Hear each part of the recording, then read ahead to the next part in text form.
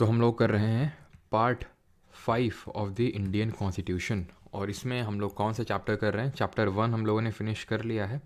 Total 5 chapter हैं इसमें, और जो चैप्टर 1 है वो बात करता है कि इसकी चैप्टर 1 है आपका आर्टिकल नंबर 52 से लेके 78 तक। देन चैप्टर 2 है आपका 79 आर्टिकल से लेके आर्टिकल नंबर 122 तक। और यहाँ पे आज हम लोग चैप्टर नंबर 3 भी देखेंगे, जिसमें कि सिर्फ एक आर्टिकल आता है, and the article number is article number 123। ठीक है, एक बार कंफर्म कर देंगे सभी लोग कि सारी चीज़ें प्रॉपर हैं, वॉइस वगैरह, फिर हम लोग स्टार्ट करते हैं। और आज काफ़ी सर्दी का माहौल है कैसी क्या सर्दी है भाई बाकी लोगों के यहाँ पे? बाकी यहाँ पे तो काफ़ी ठंड हो रखी है। चलो, तो इस ठंड भरे माहौल में गर्मी बढ़ाते हैं इन आर्टिकल्स के थ्रू। तो आर्टिकल नंबर 101, एक बार मैं चेक कर लेता हूँ आपके कमेंट्स।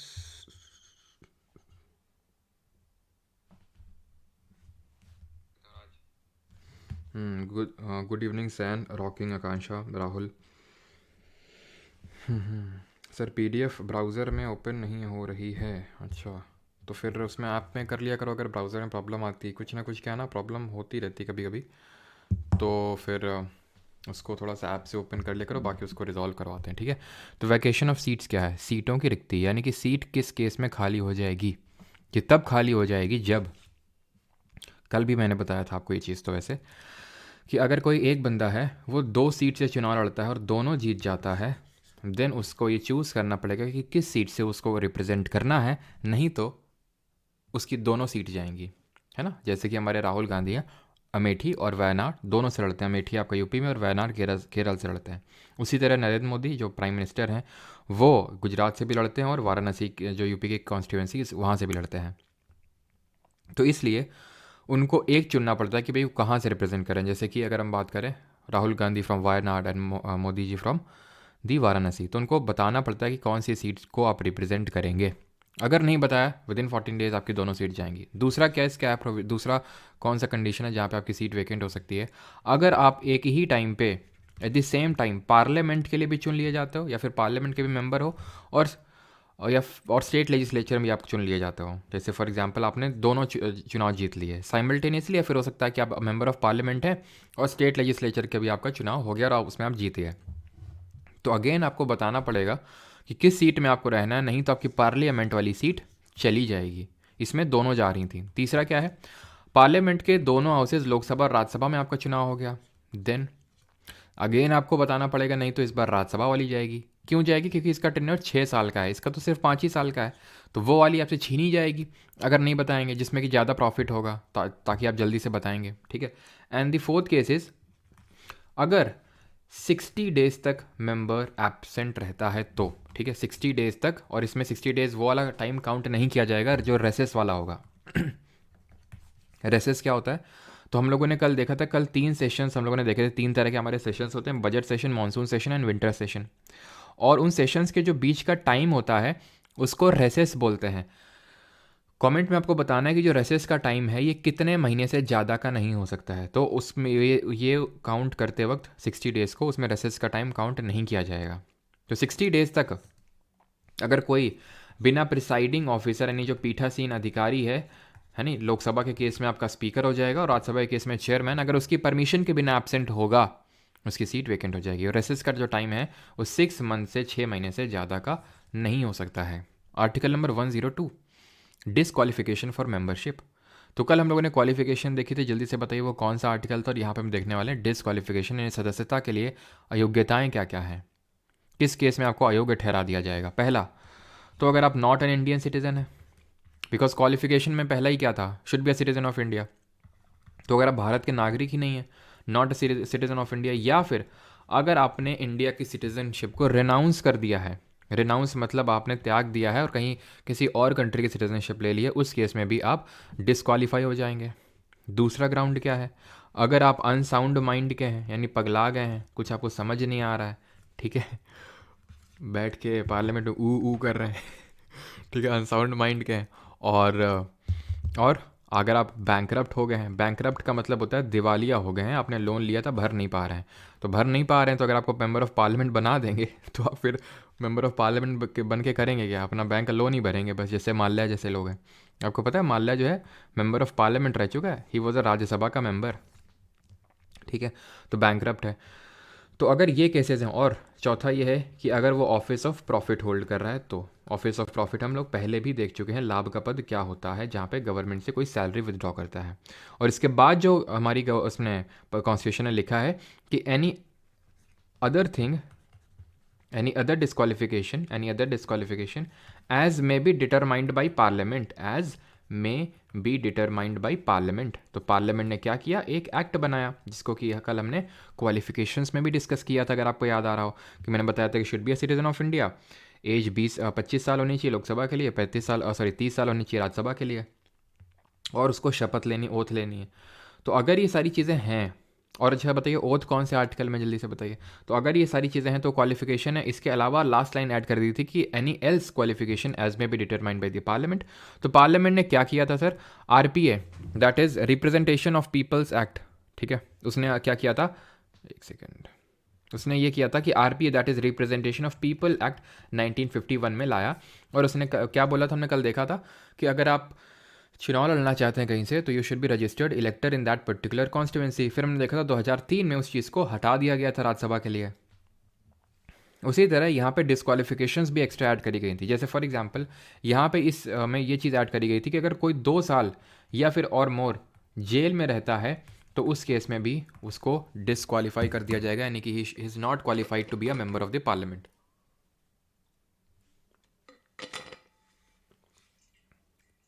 ठीक है।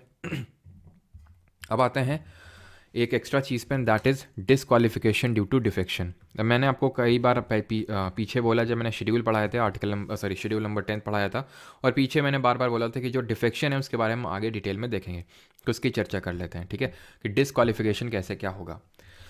तो disqualification due to defection, defection क्या है, दल बदल। अभी डिफेक्शन में कब डिस्क्वालीफाई होते हैं, तो इसके सर्टेन क्राइटेरियाज हैं। सबसे पहली बात तो ये है कि इसके तहत आपका डिस्क्वालिफिकेशन होगा, इस चीज़ को 52nd अमेंडमेंट से ऐड किया गया था, 92वें संविधान संशोधन से, और इसमें 10th शेड्यूल यानी कि 10वीं अनुसूची भी जोड़ी गई थी। अब इस ये चीज़ करी क्यों गई थी वो अभी आपको समझ में आएगा। पहला चीज़ ये है कि कब आप कोई मेंबर ऑफ पार्लियामेंट, और ये सेम चीज़ वैलिड है मेंबर ऑफ स्टेट लेजिस्लेचर के लिए भी। हम स्टेट लेजिस्लेचर भी आज के ही पर्टिकुलर चैप्टर में देखने वाले हैं, आज के लेक्चर में देखने वाले हैं, एंड विद ट्रिक भी मैं आपको बताऊंगा। तो उससे अगर आपको कोई आर्टिकल भी याद करना है तो आर्टिकल भी आसानी से याद हो जाएगा। तो पहली चीज़ है, अगर कोई इंडिपेंडेंट मेंबर का मतलब होता है निर्दलीय है, ये किसी पार्टी का नहीं है, इंडिपेंडेंट मेंबर है, ठीक है। इसको आपने मतलब ये खड़ा हुआ किसी कॉन्स्टिट्यूंसी से, जैसे फॉर एग्जांपल होता है ना कि ये बीजेपी से ये रिप्रेजेंटेटिव हैं, कांग्रेस से ये हैं, आम आदमी पार्टी से ये हैं, डिफरेंट पार्टीज़ होती हैं, और एक होता है इंडिपेंडेंट, वो किसी पार्टी से नहीं होता है। तो आप मान लो कि उससे अट्रैक्टेड हो गया कि भाई मुझे ना तो बीजेपी को वोट देना है, ना तो कांग्रेस को देना है, ना तो आपको देना है, किसी पार्टी को जिससे जो कोई एफिलिएटेड है उसको वोट नहीं दूंगा, मैं निर्दलीय प्रत्याशी को दूंगा जो इंडिपेंडेंट है, बिकॉज मैं सभी पार्टी से ऊब चुका हूँ। अब लेकिन ये जो इंडिपेंडेंट मेंबर है, मान लेते हैं इनका नाम है मिस्टर छुन्नू, ठीक है। तो ये मिस्टर जो छुन्नू है, अब गए कहाँ पे, मेंबर ऑफ पार्लियामेंट बन गए, इनको आपने जिता दिया, ये गए पार्लियामेंट हाउस में। जब वहाँ पे गए तो इनको ऑफ़र मिला, ऑफ़र किसी भी कारण से मिल सकता है। जैसे फॉर एग्जांपल मान लो कि जो पार्टी, जैसे अभी जनरल इलेक्शंस होने वाले हैं, तो मान लो कि किसी पार्टी को बहुमत ना मिले, तो इन जैसे लोगों को अट्रैक्ट करेगा कि आओ हमारे साथ मिल जाओ। एक तो चीज़ है कि हमारे साथ मिल जाओ, मिल गया वो बात अलग है, लेकिन अगर इन्होंने अपनी पार्टी बदल लिया ना, एक मीम चलता है ना, पार्टी बदल लिया, उसके आगे का वर्ड आप जानते हैं। तो अगर इसने पार्टी बदल लिया, जैसे कि इन्होंने, जैसे बीजेपी वालों ने ऑफ़र दिया कि आ जाओ 1 करोड़ या फिर 2 करोड़ या फिर 1 करोड़, तो खैर कम अमाउंट होता है मेंबर ऑफ पार्लियामेंट के लिए, कि हाँ भाई हम तुम्हें 10 करोड़ दे रहे हैं और आ जाओ बीजेपी में या फिर कांग्रेस में या फिर आम आदमी पार्टी में। तो अगर मान लो कि उछल के पार्टी में चले गए, तो एक तरह से इन्होंने उनकी मौज ले ली जिन्होंने इनको जीता के भिजाया था, कहाँ पे, पार्लियामेंट में। क्यों? क्योंकि इनको वोट तो इसीलिए दिया था ना लोगों ने कि भाई ये बीजेपी से भी नहीं है, कांग्रेस से भी नहीं है, आपसे भी किसी पार्टी से अफिलिएशन नहीं रखते हैं, तो इसलिए दिया था। लेकिन उन्हें एक तरह से वही चीज़ को ही एक तरह से वो कर दिया, डिमोरलाइज कर दिया, हम बोल सकते हैं, डिमीन कर दिया, ठीक है। तो यहाँ पर डिफेक्शन होगा, यानी कि इनको डिस्क्वालीफाई कर दिया जाएगा। दूसरा केस है, अगर कोई नामित सदस्य है, यानी अगर कोई नॉमिनेटेड मेंबर है, हमें पता है कि नॉमिनेटेड मेंबर कहाँ पे होते हैं, राज्यसभा में। 12 मेंबर्स प्रेसिडेंट नॉमिनेट करता है on the field of literature, science, art, social service. उसको हमने लिसैस करके याद किया था। अगर कोई नॉमिनेटेड मेंबर आफ्टर 6 मंथ कोई पार्टी ज्वाइन करता है, आफ्टर 6 मंथ अगर कोई पार्टी ज्वाइन करता है तो डिफेक्शन के तहत उसका डिस्क्वालिफिकेशन हो जाएगा। अब बात ये आती है कि क्या 6 महीने के पहले कर लेगा तो नहीं होगा? नहीं होगा। अगर मान लो कि आज किसी का नॉमिनेशन हुआ, 6 महीने तक का टाइम पीरियड है, आप ज्वाइन कर लो, लेकिन उसके बाद अगर आपने किया तो डिस्क्वालिफिकेशन हो जाएगा। यानी कि एक तरह से यहाँ पे भी वही करप्शन वाली चीज़ को रोकने के लिए कि भाई अभी आपके जिस पार्टी के साथ तुरंत एफिलिएशंस बनाने आप बना लो, लेकिन बाद में आप वो फिर करप्शन वगैरह करोगे, किसी के फेवर के लिए वो सब करोगे, तो वो नहीं। जैसे फॉर एग्जाम्पल नॉमिनेटेड मेंबर है, ठीक है, अब उसके बाद क्या होगा कि फिर करप्शन चलेगा कि भाई मान लो कि कभी कोई चीज़ आई, ऐसा इंपॉर्टेंट बिल आया, ठीक है, मान लो बीजेपी को पास करवाना है, तो क्या करेंगे, इनको मतलब एक तरह से इनको अपने पाले में ले लेंगे। कांग्रेस ने मान लो नो कॉन्फिडेंस मोशन पास किया बीजेपी के खिलाफ, तो अपने पाले में ले लेंगे। तो इसलिए आप पहले ही 6 महीने के अंदर ज्वाइन कर लो, बाद में अलाउड नहीं है। तीसरा ये है कि हर पार्टी अपना एक विप रखती है हाउस में। विप क्या होता है? विप एक इंसान होता है, बस ये समझ लो। ये इंसान का काम ये होता है कि उस पॉलिटिकल पार्टी से जितने भी एफिलेटेड लोग हैं उस पर्टिकुलर हाउस में, उनको डायरेक्शंस देना है कि कल आना है नहीं आना है, किसको वोट देना है किसको नहीं देना है, ये सारी चीज़ें डिसाइड करता है विप। और उस वही करना होता है उस पॉलिटिकल पार्टी के लोगों को। अगर वो नहीं किया, विप के डायरेक्शंस नहीं माने गए, तो डिस्क्वालिफिकेशंस लग जाएगा। क्यों? ये ऐसा क्यों है? थोड़ा सा अजीब टाइप साउंड हो रहा है कि इसके डायरेक्शन मानने पड़ेंगे, नहीं तो डिस्क्वालीफाई कर दिए जाओगे, जबकि कॉन्स्टिट्यूशन में लिखा हुआ। क्यों? वैसे तो ये विप जो है ना, ये जो विप करके है, ये कॉन्स्टिट्यूशन में नहीं लिखा हुआ है, ये चीज़ ध्यान रखना। तो ये इसलिए रखा गया, जैसे फॉर एग्जांपल अब मान लो कि ये कांग्रेस का बंदा है, ठीक है, अब इन लोगों को कांग्रेस वाले नो कॉन्फिडेंस मोशन लाए, ये बीजेपी वाले हैं, मान लो ये मोदी जी या फिर अमित शाह, ठीक है। तो मोटा भाई ने क्या किया, मोटा भाई ने इनको बोला कि नो बेटा देखो, नो कॉन्फिडेंस मोशन कल पास होगा, तो बोलते हैं हाँ। तो हमारे खिलाफ वोट करोगे? बोलते हैं हाँ। ये लो 10 करोड़ रुपए। बोलते हैं अभी भी नहीं, अभी हम नो कॉन्फिडेंस। ये लो 15 करोड़। नहीं नहीं, अभी ये लो 50 करोड़। ठीक है, हम कल आपके खिलाफ वोट नहीं करेंगे। क्या हुआ? करप्शन बढ़ा ना। तो इसलिए जो भी विप आपकी पॉलिटिकल पार्टी आपको डायरेक्शन दे रही हो, आपको मानना पड़ेगा। ये चीज़ करी गई है ताकि करप्शन ना हो हमारी डेमोक्रेसी में, ठीक है। ये चीज़ क्लियर हो गई आपको कि कौन से 3 केसेस हैं। चौथा एंड द लास्ट केसेस कि अगर कोई भी किसी पॉलिटिकल पार्टी से बंदा जीत के आया है, किसी भी पॉलिटिकल पार्टी का कोई बंदा जीत के आया है और वो अपनी पार्टी छोड़ के दूसरी पार्टी में चला जाए, पार्टी बदल लिया, ठीक है, तो अगर दूसरी पार्टी में चला जाए लग जाएगा डिफेक्शन। मुझे पता है आप तुरंत एग्जाम्पल कोट करोगे, जैसे लेटेस्ट महाराष्ट्र वाला जो शिवसेना वाला एग्जाम्पल है ना, कि गए तो गए, पूरा पार्टी का नाम भी लेके चले गए। वो एक एक्सेप्शन है, एक अपवाद है, जिसको कि 91st अमेंडमेंट से ऐड किया गया था, 91 नंबर संविधान संशोधन से ऐड किया गया था। इसमें यह बोला गया था इस पर्टिकुलर अमेंडमेंट से कि अगर 2/3 किसी भी पॉलिटिकल पार्टी के 2/3 से ज़्यादा लोग पार्टी छोड़ के जाते हैं, इसका मतलब ये है कि उस पार्टी में ही फिर दिक्कत है, अगर इतने लोग छोड़ के जा रहे हैं। तो वही हुआ था आपका ये जो शिवसेना वाला केस हुआ था ना महाराष्ट्र में, तो इसमें वही हुआ था, बिकॉज 2/3 से ज़्यादा लोग पार्टी छोड़ के गए, इसलिए उनके खिलाफ डिफेक्शन नहीं लगा। अब बात ये आती है कि ये सारा डिस्क्वालिफिकेशन डिसाइड कौन करता है, decisions on disqualification as to disqualification of members. ध्यान रखना, ये निर्णय लेता है देश का राष्ट्रपति। इसमें वो election commission of India, Bharat के चुनाव आयोग की भी थोड़ी सी सहायता ले लेता है, लेकिन जो सोल डिसीजन है वो प्रेसिडेंट के हाथ में, वो डिस्क्वालीफाई होगा या नहीं होगा। But it is an incomplete story, because अगर मैं डिफेक्शन की बात करूं कि डिफेक्शन के तहत डिस्क्वालिफिकेशन कौन डिसाइड करेगा, तो ये प्रिसाइडिंग ऑफिसर, पीठासीन अधिकारी करेगा उस हाउस का, ना कि प्रेसिडेंट करेगा। क्या आप बात मेरी समझे? जो मैंने आपको पहले चीज़ें बताई थी डिस्क्वालिफिकेशन, इसके तहत अगर डिस्क्वालिफिकेशन होना है तो that will be decided by the president. And ये जो मैंने बाद में आपको बताया डिफेक्शन, दल बदल वाला 52nd अमेंडमेंट से जो ऐड हुआ था, इसमें डिसाइड करेगा प्रिसाइडिंग ऑफिसर। और मैं जो बार बार बताने की जरूरत नहीं होनी चाहिए, लोकसभा में कौन होगा, स्पीकर, एंड राज्यसभा में वो होगा चेयरमैन। क्लियर? फिर बात यह आई कि क्या इसका डिसीजन फाइनल है, क्या इसमें जुडिशरी रिव्यू कर सकती है? आंसर है हाँ। कभी भी अगर ये क्वेश्चन बन जाए कि क्या ये बियॉन्ड जुडिशियल रिव्यू है, बियॉन्ड जुडिशियल रिव्यू का मतलब है कि जुडिशरी यानी कि जो न्यायपालिका उसमें रिव्यू नहीं कर सकती है। लेकिन आपको क्या मार्क करना है? नहीं, ऐसा नहीं है। क्यों? क्योंकि केबीसी याद करो, केशव नंदा भारती केस ऑफ 1973, इसमें संविधान का मूल ढांचा दिया गया था, जिसको कि हम बेसिक स्ट्रक्चर ऑफ कॉन्स्टिट्यूशन बोलते हैं। और इस बेसिक स्ट्रक्चर में डला हुआ है जुडिशियल रिव्यू, जिसको हमने किस कंट्री के कॉन्स्टिट्यूशन से लिया हुआ, जरा बताइए कमेंट में जल्दी से। तो ये जो जुडिशियल रिव्यू है, ये बेसिक स्ट्रक्चर है, तो इसको छीना नहीं जा सकता, और ये हर चीज़ में जुडिशियल रिव्यू है। जुडिशरी का, यानी जुडिशरी रिव्यू कर सकती है और डिफेक्शन में कर सकती है। इस चीज़ को पर्टिकुलरली उसने किहोटो होलोहान वर्सेस जच्चिलू केस हुआ था एक, उसमें इस चीज़ को कोट किया था उसने, किहोटो होलोहान वर्सेस जच्चिलू केस में। क्लियर कि जुडिशरी कैन रिव्यू, और इसका जो डिसीजन है वो बियॉन्ड वो नहीं, क्योंकि इसके भी जो प्रिसाइडिंग ऑफिसर होता है, जैसे अगर मैं बात करूँ, ठीक है, चाहे राज्यसभा में प्रिसाइडिंग ऑफिसर कौन है, जगदीप धनखड़ है, और यहाँ पे कौन है लोकसभा में, ओम बिरला है। दोनों लोग बीजेपी से ही है ना, और जगदीप धनखड़ जी के तो क्या ही कहने हैं, ठीक है पार्शियलिटी के तो वो देवता हैं, तो उन लोगों से हम पूरी तरह से एक्सपेक्ट नहीं कर सकते हैं। अब जैसे मान लो कि कोई पार्टी छोड़ के आया, कांग्रेस से छोड़ के बीजेपी में आया, तो इन लोगों के भी तो एफिलिएशन है प्रिसाइडिंग ऑफिसर के, ठीक है, तो वो नहीं करेंगे, हो सकता है कर दें। जैसे हमारे पिछले वाले जो थे वाइस प्रेसिडेंट चेयरमैन और राज्यसभा वेंकैया नायडू जी, बहुत अच्छे थे वो, ठीक है, लेकिन अभी वाले तो मैं उतने अच्छे नहीं मानता हूँ जितने कि वेंकैया नायडू थे, ठीक है। तो कुछ एफिलिएशंस उनके भी होते हैं, तो इसलिए बियॉन्ड जुडिशियल रिव्यू कुछ नहीं हो सकता है। ऑलराइट, अगला आर्टिकल देख लेते हैं, दैट इज़ 104। यहाँ तक किसी का कोई डाउट तो नहीं, जल्दी से बता देंगे। And that is penalty for sitting and voting before making oath और अफर्मेशन अंडर आर्टिकल 99 और व्हेन नॉट क्वालिफाइड और व्हेन डिसक्वालिफाइड। तो हमें पता है आर्टिकल नंबर 99 इनके ओथ एंड अफर्मेशन की बात करता है, और कौन सा शेड्यूल है जो इनकी ओथ की बात करता है, शपथ। शपथ कौन दिलाता है, कल हम लोगों ने देखा था आर्टिकल नंबर 99 में कि भाई प्रेसिडेंट या फिर जो भी कोई other person appointed by the president. तो अगर ये लोग बिना शपथ लिए, जो कि एक क्वालिफिकेशन है, हमें पता है, अगर ये पार्लियामेंट में सिटिंग में हिस्सा लेते हैं या फिर इनको पता है कि किसी और चीज़ के चलते डिसक्वालीफाइड है, यानी कि क्वालिफाइड नहीं है, ये क्वालिफाइड नहीं किसी और भी कोई ऐसे प्रोविजन के चलते, जैसे फॉर एग्जांपल मान लेते हैं कि ये 2 साल से ज़्यादा जेल में रहे हैं, या फिर मान लेते हैं कि वो अभी भारतीय नागरिक नहीं है, they are not the citizen of India, या फिर वो ऑफिस ऑफ प्रॉफिट होल्ड कर रहे हैं, उन्होंने छुपाया था ये चीज़ को, तो सामने नहीं आई थी, लेकिन उन्हें पता है।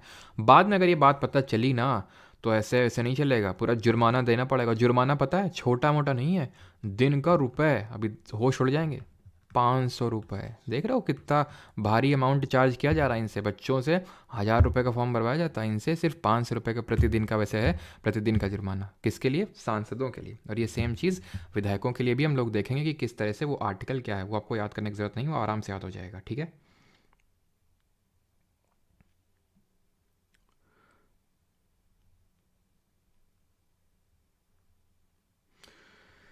हम्म 500 रुपीज़ बिल्कुल।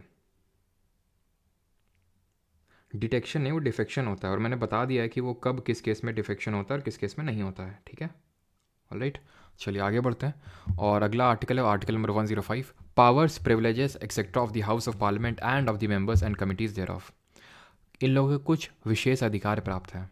जैसे विशेष अधिकार मैं आपको बताता हूँ, जैसे फॉर एग्जांपल इनके पावर्स प्रिविलेजेस ये हैं कि कुछ भी ये पार्लियामेंट के अंदर बोलेंगे, कुछ भी करेंगे, एक दूसरे से लड़ेंगे, तलवारें चलाएंगे, पेपर चलाएंगे, गाली देंगे, गलौज करेंगे, कुछ भी करेंगे, वो shall not be inquired into the court, shall not be inquired into court, ठीक है। यानी कि जो कोर्ट है वो उसमें इंक्वायरी नहीं चल सकती कि भाई तुमने ये बोला था, वो बोला था, या फिर हम लोग एज ए सिटीज़न कुछ एज सच नहीं केस कर सकते कि उन्होंने ये बोला, डिफेमेशन किया, कुछ नहीं। क्यों? क्योंकि ये सारी चीज़ें जो है हाउस के द्वारा इंटरनली ही डील करी जाएंगी। मैं आपको केस बताता हूँ। हमारे कानपुर में एक सलील बिश्नोई हुआ करते थे, बीजेपी के एमएलए थे वो। यहाँ पे मैं एमएलए यहाँ पे स्टेट लेजिस्लेचर की यूपी की बात कर रहा हूँ, जो कि सिमिलर है इसे से बिल्कुल। तो उनको मतलब क्या हुआ था, काफ़ी टाइम पहले उनकी पिटाई कर दी थी एक आईएएस ऑफिसर, उनका समद करके कुछ नाम था, और कुछ पुलिस वाले थे, ठीक। और उनकी पिटाई क्यों करी थी? क्योंकि वो किसी चीज़ को लेकर प्रोटेस्ट कर रहे थे। अब पिछले साल ही आई थिंक, या फिर उससे पिछले साल, हाँ पिछले साल की बात है, या फिर आई थिंक उससे पहले सर्दियों की आई थिंक बात है। तो क्या किया, एक हाउस ने, जैसे कि हमारी यूपी की लेजिस्लेटिव असेंबली है, ठीक है, और यहाँ के स्पीकर हैं सतीश माना, वो भी कानपुर से ही है। तो इन्होंने क्या किया, एक मेंबर ऑफ पार्लियामेंट ने जो कि BJP, sorry member of legislative assembly ने जो कि बीजेपी से, तो उन्होंने बोला कि ऐसा ऐसा एक टाइम पे हुआ था इस साल में, और इन लोगों के खिलाफ मतलब ये मेंबर ऑफ पार्लियामेंट के साथ ऐसा सलूक कैसे कर सकते हैं। तो फिर इनको सबको, जो आईएएस ऑफिसर थे जो थे इन्वॉल्व थे, और जो 2-3 पुलिस वाले थे, सबको एक कटघरे में बुलाया गया, यहाँ पे कटघरा था, और इन लोगों को 1 दिन का कारावास सुनाया गया। वो कारावास ऐसा नहीं कि तिहाड़ जेल ले जाया गया, वहीं पे कारावास होता है। जैसे कि जो डिफेंस फोर्सेस होती हैं, आर्मी, एयरफोर्स, नेवी, उसमें भी आपका कोर्ट मार्शल जैसी चीज़ होती है। और कोर्ट मार्शल में क्या होता है, उसमें वहीं पे आपका कारावास होता है। ऐसा नहीं कि अलग से कारावास, वो वहीं का एक अलग से कोर्ट बैठता है कि अगर आप भाग गए ऐसे बिना बताए तो आपको वहाँ से फिर अलग से एक दो दिन का कारावास इस तरह से दिया जाता है। तो इन लोगों को फिर क्या हुआ, कारावास। यानी कि अगर आपने ब्रीच ऑफ, मतलब एक तरह से हम बोल सकते हैं कि ये प्रिविलेज है हाउस का, और ये तो एक हो गया कलेक्टिव प्रिविलेज। कलेक्टिव प्रिविलेज का मतलब ये है कि ये लोग आपस में कुछ भी कर सकते हैं, और अगर इन्होंने एक सीक्रेट मीटिंग बुलाई है तो उसको पब्लिश नहीं किया जा सकता मीडिया पर्सन्स के द्वारा। और इनके इंडिविजुअल प्रिविलेजेस भी होते हैं कुछ, जैसे कि इनको अरेस्ट नहीं किया जा सकता है किस मैटर में, सिविल मैटर्स में। यहाँ पे मैं लिख देता हूँ इस चीज़ को कि can not be arrested, can not be arrested in civil matters. कब, अगर पार्लियामेंट सेशन में है, if parliament is in session, parliament is in session, या फिर पार्लियामेंट सेशन होने से 40 दिन पहले और सेशन खत्म होने के 40 दिन बाद तक। इनको सिविल मैटर्स में अरेस्ट नहीं किया जा सकता है, क्रिमिनल मैटर्स में किया जा सकता है। अभी सिविल और क्रिमिनल होता क्या है, सिविल में जैसे कि प्रॉपर्टी का कोई डिस्प्यूट हो गया, ठीक है, या फिर डाइवोर्स का कोई डिस्प्यूट हो गया, या फिर टैक्स का कोई डिस्प्यूट हो गया, टैक्स इन्होंने नहीं भरा, तो ये सब सिविल मैटर में आएंगे। क्रिमिनल में चोरी कर ली, डकैती डाल दी, मर्डर कर दिया, ये सब, रेप हो गया, ये सब क्रिमिनल केसेस में आते हैं। तो सिविल मैटर्स में इनके खिलाफ प्रोसीडिंग नहीं चलाई जा सकती अगर पार्लियामेंट सेशन में हो, 40 दिन पहले और 40 दिन बाद तक। क्रिमिनल में चलाई जा सकती है, लेकिन अगर हम प्रेसिडेंट की बात करें, राष्ट्रपति की, ध्यान रखना, राष्ट्रपति के खिलाफ क्रिमिनल वाली नहीं चलाई जा सकती है, सिविल वाली चलाई जा सकती है। ये प्रेसिडेंट का प्रिविलेज है, और ये एक एक्सेप्शन है। किस आर्टिकल का, जरा बताइए, कौन से अनुच्छेद का ये एक्सेप्शन होगा, अपवाद होगा। क्लियर है यहाँ तक सभी को कि इनके क्या पावर्स एंड प्रिविलेजेस हैं और इनकी कमिटीज़ के। और एक चीज़ ध्यान रखना, यहाँ पे लिखा नहीं आई थिंक, एक चीज़ ध्यान रखना कि जो पार्लियामेंट के जो प्रिविलेजेस हैं वो प्रेसिडेंट को नहीं मिले हुए हैं, प्रेसिडेंट के अलग से प्रिविलेजेस हैं। और जो पार्लियामेंट के प्रिविलेजेस हैं वो उन सब लोगों को है जिनको राइट टू स्पीक है पार्लियामेंट में। जैसे कि अगर हम बात करें, कौन, अटॉर्नी जनरल, महान्यायवादी, कल भी मैंने बताया था कि ये दोनों हाउसेज में बोल सकता है लेकिन वोट किसी भी हाउस में नहीं कर सकता है। तो इसको भी पार्लियामेंट्री प्रिविलेजेस मिले हुए हैं, यानी कि संसद के विशेष अधिकार मिले हुए हैं, पार्लियामेंट्री प्रिविलेजेस इसको भी मिले हुए हैं। क्लियर, आगे बढ़ते हैं, अगला आर्टिकल एंड दैट इज, यहाँ पे हमने कुछ पूछा था क्या, चलो article 106, salary and allowances of members. तो सैलरी और अलाउंस सदस्यों के वेतन और भत्तों की बात करें तो ये पार्लियामेंट खुद ही डिसाइड करता है, ठीक है, parliament decides on its own.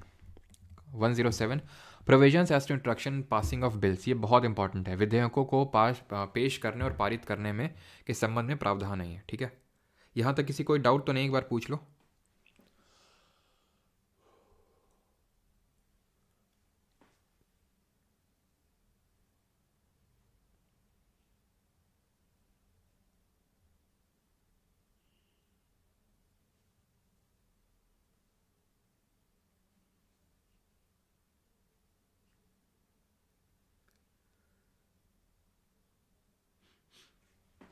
Okay, clear है, ठीक।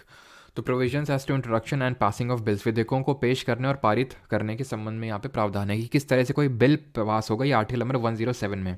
अब बिल की अगर बात करें, ठीक है, बिल की अगर बात करें तो बिल 3 तरह के होते हैं। एक होता है ऑर्डिनरी बिल, साधारण विधेयक, दूसरा होता है कॉन्स्टिट्यूशनल अमेंडमेंट बिल यानी कि संविधान संशोधन विधेयक, और तीसरा होता है, इसको हम बोल सकते हैं फाइनेंशियल बिल, ठीक है, फाइनेंशियल बिल यानी कि वित्तीय विधेयक, और इसी में ही आपका आता है मनी बिल, इसी का एक पार्ट होता है मनी बिल जिसको हम धन विधेयक बोलते हैं। आप इनको अलग अलग रखिए, बट अलग रखना ठीक नहीं रहेगा, टेक्निकली स्पीकिंग 3 तरह के बिल होते हैं। इस पर्टिकुलर आर्टिकल में, आर्टिकल नंबर 107 में दिया हुआ है पासिंग ऑफ ऑर्डिनरी बिल, यानी कि यहाँ पे दिया हुआ है ऑर्डिनरी बिल किस किस तरह से पास होगा उसके बारे में यहाँ पे लिखा हुआ है, ये बहुत इंपॉर्टेंट है। चलिए देखते हैं कि जो ऑर्डिनरी बिल होता है वो किस तरह से पास होता है। तो ऑर्डिनरी बिल की अगर हम बात करें तो 2 तरह का होता है, एक को बोलते हैं public bill, public bill, and दूसरा होता है, वैसे बिल के बी को तो हमेशा कैपिटल में लिखना चाहिए टेक्निकली, और एक होता है हमारा प्राइवेट मेंबर बिल। अंतर क्या होता है, कुछ लोग समझ गए होंगे। पब्लिक बिल वो होता है जो कोई मिनिस्टर लाता है, इसके पास होने के चांसेस बहुत ज़्यादा होते हैं। इसको लाने के लिए 7 दिन का प्रायर नोटिस देना होता है। प्राइवेट मेंबर बिल बात करें तो वो लाता है जो प्राइवेट मेंबर होता है, प्राइवेट बिल को प्राइवेट मेंबर लाता है। प्राइवेट मेंबर कौन होता है? जो मिनिस्टर नहीं होता, ये मैं पहले ही बता चुका हूँ। जैसे कि अगर बीजेपी से कोई जीत के आया है और उसको कोई भी पोर्टफोलियो नहीं मिला है, क्योंकि हमें भी पता है कि 91st अमेंडमेंट ने क्या बोला था कि maximum size of council of minister 15% हो सकता है किसका? ऑफ लोअर हाउस का।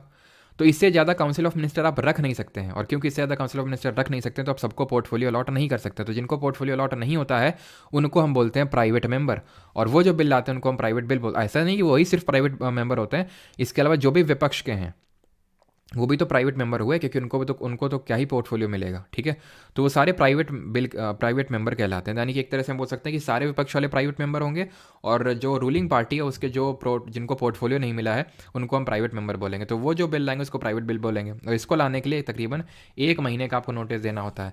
ये खैर उतनी चीज़ें इंपॉर्टेंट नहीं है जितनी कि अब जो मैं बता रहा हूँ वो इंपॉर्टेंट है। इंपॉर्टेंट ये है कि ऑर्डिनरी बिल के रेस्पेक्ट में दोनों हाउसेस को, मैंने इसे दोनों हाउसेस को, इसका मतलब है लोकसभा और राज्यसभा दोनों को इक्वल पावर्स हैं, समान शक्तियां हैं, इक्वल पावर्स हैं। लोकसभा को भी और राज्यसभा को क्या इक्वल पावर्स हैं कि किसी भी हाउस में बिल ओरिजिनेट हो सकता है, इधर लोकसभा और राज्यसभा।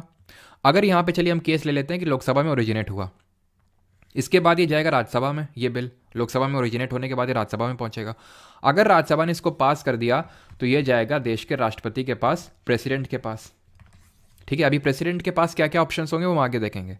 दूसरा केस कंडीशन ले लेते हैं जहाँ पे लोकसभा ने बिल को पास किया, राज्यसभा के पास भेजा, राज्यसभा ने इसमें कोई रिस्पॉन्स नहीं दिया, इसमें कोई रिस्पॉन्स नहीं दिया। दूसरा केस हम ले लेते हैं कि ये नो रिस्पॉन्स वाला केस है। तीसरा केस लेते हैं जहां पे राज्यसभा के पास बिल पहुंचा तो, बट राज्यसभा ने बोला कि इसमें आप प्लीज कुछ देख लो, अमेंडमेंट कर लो, यानी कि लोकसभा ने भेजा फिर राज्यसभा से वापस आ गया लोकसभा के पास कि फिर से देख लो इसमें कुछ अमेंडमेंट, ठीक है। अब यहाँ पे ये हो सकता है कि भाई ठीक है, लोकसभा ने वो अमेंडमेंट मान लिए, वो चेंजेस मान लिए कि ठीक है हम ये चेंजेस कर लेते हैं, तो वो सीधे प्रेसिडेंट के पास पहुंच जाएगा। लेकिन अगर नहीं माने तो ये केस हो गया, ठीक है। और जो तीसरा केस है दैट इज़ कि लोकसभा ने राज्यसभा के पास बिल भेजा और राज्यसभा ने ऑल टू टोटल एकदम मना ही कर दिया, ठीक है, मना कर दिया। या फिर राज्यसभा ने जो बोला कि ये प्लीज़ कर लो, लोकसभा ने मना कर दिया कि हम नहीं कर पाएंगे इसको। तो इन तीनों केसेस में क्या क्रिएट हो जाएगा? एक डेडलॉक क्रिएट हो जाएगा। कब कब? अगर राज्यसभा ने 6 महीने तक कोई रिस्पॉन्स नहीं दिया, या फिर राज्यसभा ने रिटर्न कर दिया बिल और अमेंडमेंट बोला जो लोकसभा को मंजूर नहीं है, या फिर राज्यसभा ने इसमें मना ही कर दिया इसको बिल को पास करने से, तो इसमें डेडलॉक क्रिएट हो जाएगा।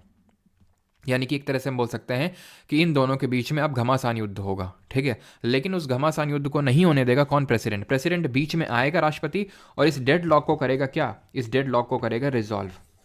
डेडलॉक जो क्रिएट हो गया है, यानी कि जो बिल पास नहीं हो रहा है, जो अटक गया है इन दोनों के आपसी सहमति ना होने की वजह से, तो उसको रिजॉल्व करने के लिए प्रेसिडेंट क्या करेगा? प्रेसिडेंट करेगा एक joint sitting of both the houses, जो आर्टिकल नंबर 108 में, अगले वाले आर्टिकल में जॉइंट सीटिंग की अगर हम बात करें तो इसको हिंदी में बोलते हैं संयुक्त बैठक। और इसको हमने किस कंट्री कॉन्स्टिट्यूशन से लिया है अगर आप गेस करना चाहते हैं तो? एस से उसका नाम स्टार्ट होता है, तो ए से उसका नाम स्टार्ट होता है। तो जॉइंट सीटिंग की अगर हम बात करें तो इसको हमने लिया है ऑस्ट्रेलिया से, ठीक है, ऑस्ट्रेलिया से, जहाँ से हमने ट्रेड एंड कॉमर्स और कॉन्करेंट लिस्ट भी ली है। तो सबसे पहली बात तो ये है जॉइंट सिटिंग के रिस्पेक्ट में कि आर्टिकल कौन सा है, कहाँ से लिया है, और इसको कौन समन करता है, जॉइंट सिटिंग कौन बुलाता है? प्रेसिडेंट बुलाता है। और दूसरी चीज़ जो इंपॉर्टेंट है वो है कि इसको प्रिसाइड कौन करता है, इसकी अध्यक्षता कौन करता है। तो हमेशा ध्यान रखना, इसको लोकसभा का जो स्पीकर होगा, लोकसभा का जो अध्यक्ष होगा, वो इसको प्रिसाइड करेगा, इस पर्टिकुलर जॉइंट सिटिंग को। और अगर ये ना हुआ तो डेप्यूटी स्पीकर करेगा लोकसभा का, नहीं उपाध्यक्ष करेगा। और अगर ये भी ना हुआ तो फिर कौन करेगा? जरा गेस करिए कमेंट में, कौन करेगा, ठीक है। जॉइंट सीटिंग की अगर हम बात करें तो ये हमारे मतलब अभी तक 3 बार हुई है सिर्फ, पूरा जब से हमें आज़ादी की तरह से बोल सकते हैं मिली तब से 3 बार हुई है। किन कौन कौन से बिल को पास करने के लिए? तो एक है dowry prohibition bill, banking services commission bill, ठीक है। अब क्योंकि 3 ही है तो इसलिए पूछा जा सकता है, और 3 है तो ऑप्शन हमारे 4 होते हैं, तो चौथे में एक रख देगा जो नहीं होगा इनमें से, और वो पूछ लेगा banking services commission bill and prevention of terrorism act, ठीक है। फिर या मैं इन शॉर्ट पोटा लिख रहा हूँ, ठीक है, प्रिवेंशन ऑफ टेररिज्म एक्ट, जो कि पहले बिल तो ऑब्वियस सी बात है, फिर वो जब कोई भी बिल पास हो जाता है उसको एसेंट मिल जाती है प्रेसिडेंट की, तो वो एक्ट बन जाता है कोई भी जो बिल है, ठीक है, यानी कि कोई भी विधेयक कानून बन जाता है उसके बाद। क्लियर? यहाँ की अगर हम बात करें 1960 में पास हुआ था, ये 1977 में एंड ये 2002 में पास हुआ था, ठीक है। और अगर डेप्यूटी स्पीकर ऑफ लोकसभा भी नहीं होगा देन उस केस में डेप्यूटी चेयरमैन आएगा राज्यसभा का। राज्यसभा का जो चेयरमैन है यानी कि वाइस प्रेसिडेंट ऑफ इंडिया, वो कभी जॉइंट सिटिंग को प्रिसाइड नहीं कर सकता है। उसका रीज़न अगेन आपको गेस कर सकते हैं आसानी से, बिकॉज कल भी हमने इस चीज़ पे बेस्ड काफ़ी सारी चीज़ें करी थी कि he is not the member of either house, वो किसी भी सदन का सदस्य नहीं है, इसलिए वो जॉइंट सिटिंग को प्रिसाइड नहीं कर सकता, उसकी अध्यक्षता नहीं कर सकता है। किसी को यहाँ तक कोई डाउट?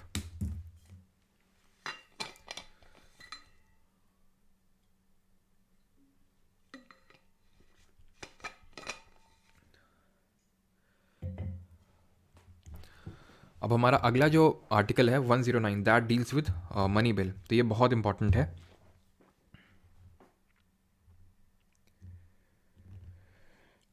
सही है।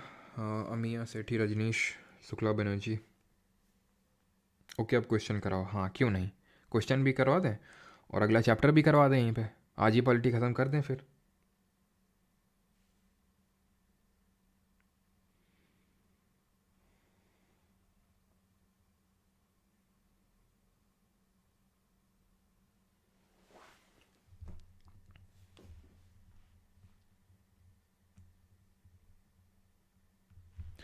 चलिए आगे बढ़ते हैं and that is article number 109 special procedure in respect of money bills, धन विधेयक के संबंध में विशेष प्रक्रिया।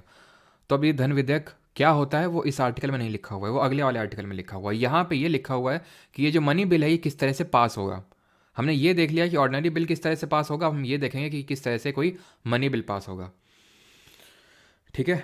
तो सबसे पहली बात तो ये है कि जिस तरह हमने इसे ऑर्डिनरी बिल जो साधारण विधेयक होता है उसमें देखा था कि लोकसभा और राज्यसभा के पास एकदम इक्वल पावर्स होती हैं, बट यहाँ पे ऐसा नहीं होता है। यहाँ पे लोकसभा के पास ज़्यादा पावर होती है एज़ कम्पेयर टू राज्यसभा। वो कैसे अब देखते हैं। तो सबसे पहले मनी बिल लाने से पहले हमें प्रायर रिकमेंडेशन लेनी पड़ती है। Prior recommendation is needed. किसकी प्रायर रिकमेंडेशन लेनी होती है, किसकी पूर्व परामर्श लेना होता है? वो राष्ट्रपति का लेना होता है, प्रेसिडेंट का लेना होता है। क्यों लेना होता है वो भी अभी आपको पता चल जाएगा। हु डिसाइड्स, कौन डिसाइड करता है कि कोई विधेयक धन विधेयक होगा या नहीं? Who decides if a bill is money bill और नॉट, मनी बिल और नॉट। तो ये कौन डिसाइड करेगा? ये डिसाइड करने का काम होगा लोकसभा का जो स्पीकर होगा। अगर ये नहीं होगा तो लोकसभा का डिप्टी स्पीकर जो स्पीकर का ये होगा। अब इसमें ये मत कर देना कि ये नहीं होगा तो डिप्टी चेयरमैन ऑफ राज्यसभा, नहीं। क्यों? क्योंकि जो मनी बिल है can originate only in Lok Sabha, ठीक है, can originate only in Lok Sabha, सिर्फ लोकसभा में ही ओरिजिनेट हो सकता है। ऑर्डिनरी बिल दोनों हाउसेज में हो सकता है। अब लोकसभा में जब ओरिजिनेट होगा तो उसके बाद जाएगा राज्यसभा के पास। क्या जाएगा? बिल्कुल जाएगा। अब राज्यसभा ने उस केस में क्या थे, बिल्कुल इक्वल पावर थे। जब तक वो पास नहीं करेगा तब तक वो प्रेसिडेंट के पास नहीं जाएगा और डेडलॉक क्रिएट हो जाएगा। अगर नहीं करेगा तो लड़ाई हो जाएगी दोनों के बीच में, प्रेसिडेंट उसको रिजॉल्व करेगा।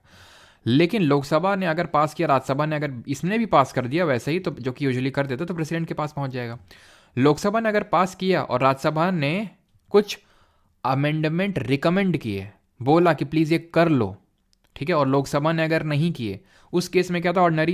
ऑर्डिनरी में था कि लोकसभा से राज्यसभा में जा रहा था, और ऑर्डिनरी में ये भी हो सकता है कि राज्यसभा में बिल ओरिजिनेट हुआ और लोकसभा में जा रहा है, वो उसमें कुछ भी वाइसे वर्सा हो सकता है। लेकिन यहाँ पे ओरिजिनेट तो सिर्फ लोकसभा में ही होगा।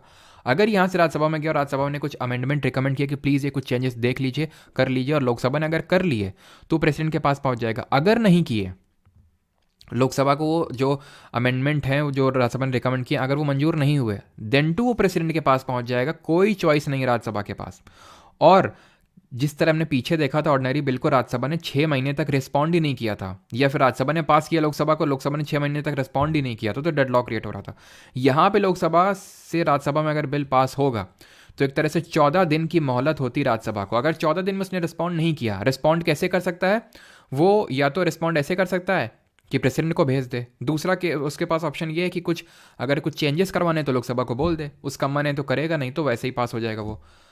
या फिर ज़्यादा से ज़्यादा ये 14 दिन तक उसको टाल सकता है, इससे ज़्यादा और कुछ नहीं कर सकता है। अगर 14 दिन तक इसने टाल दिया, कुछ रिस्पॉन्स नहीं दिया, तो ये मान लिया जाएगा कि जैसे लोकसभा ने पास किया था राज्यसभा को, वैसे ही राज्यसभा ने भी प्रेसिडेंट को पास कर दिया।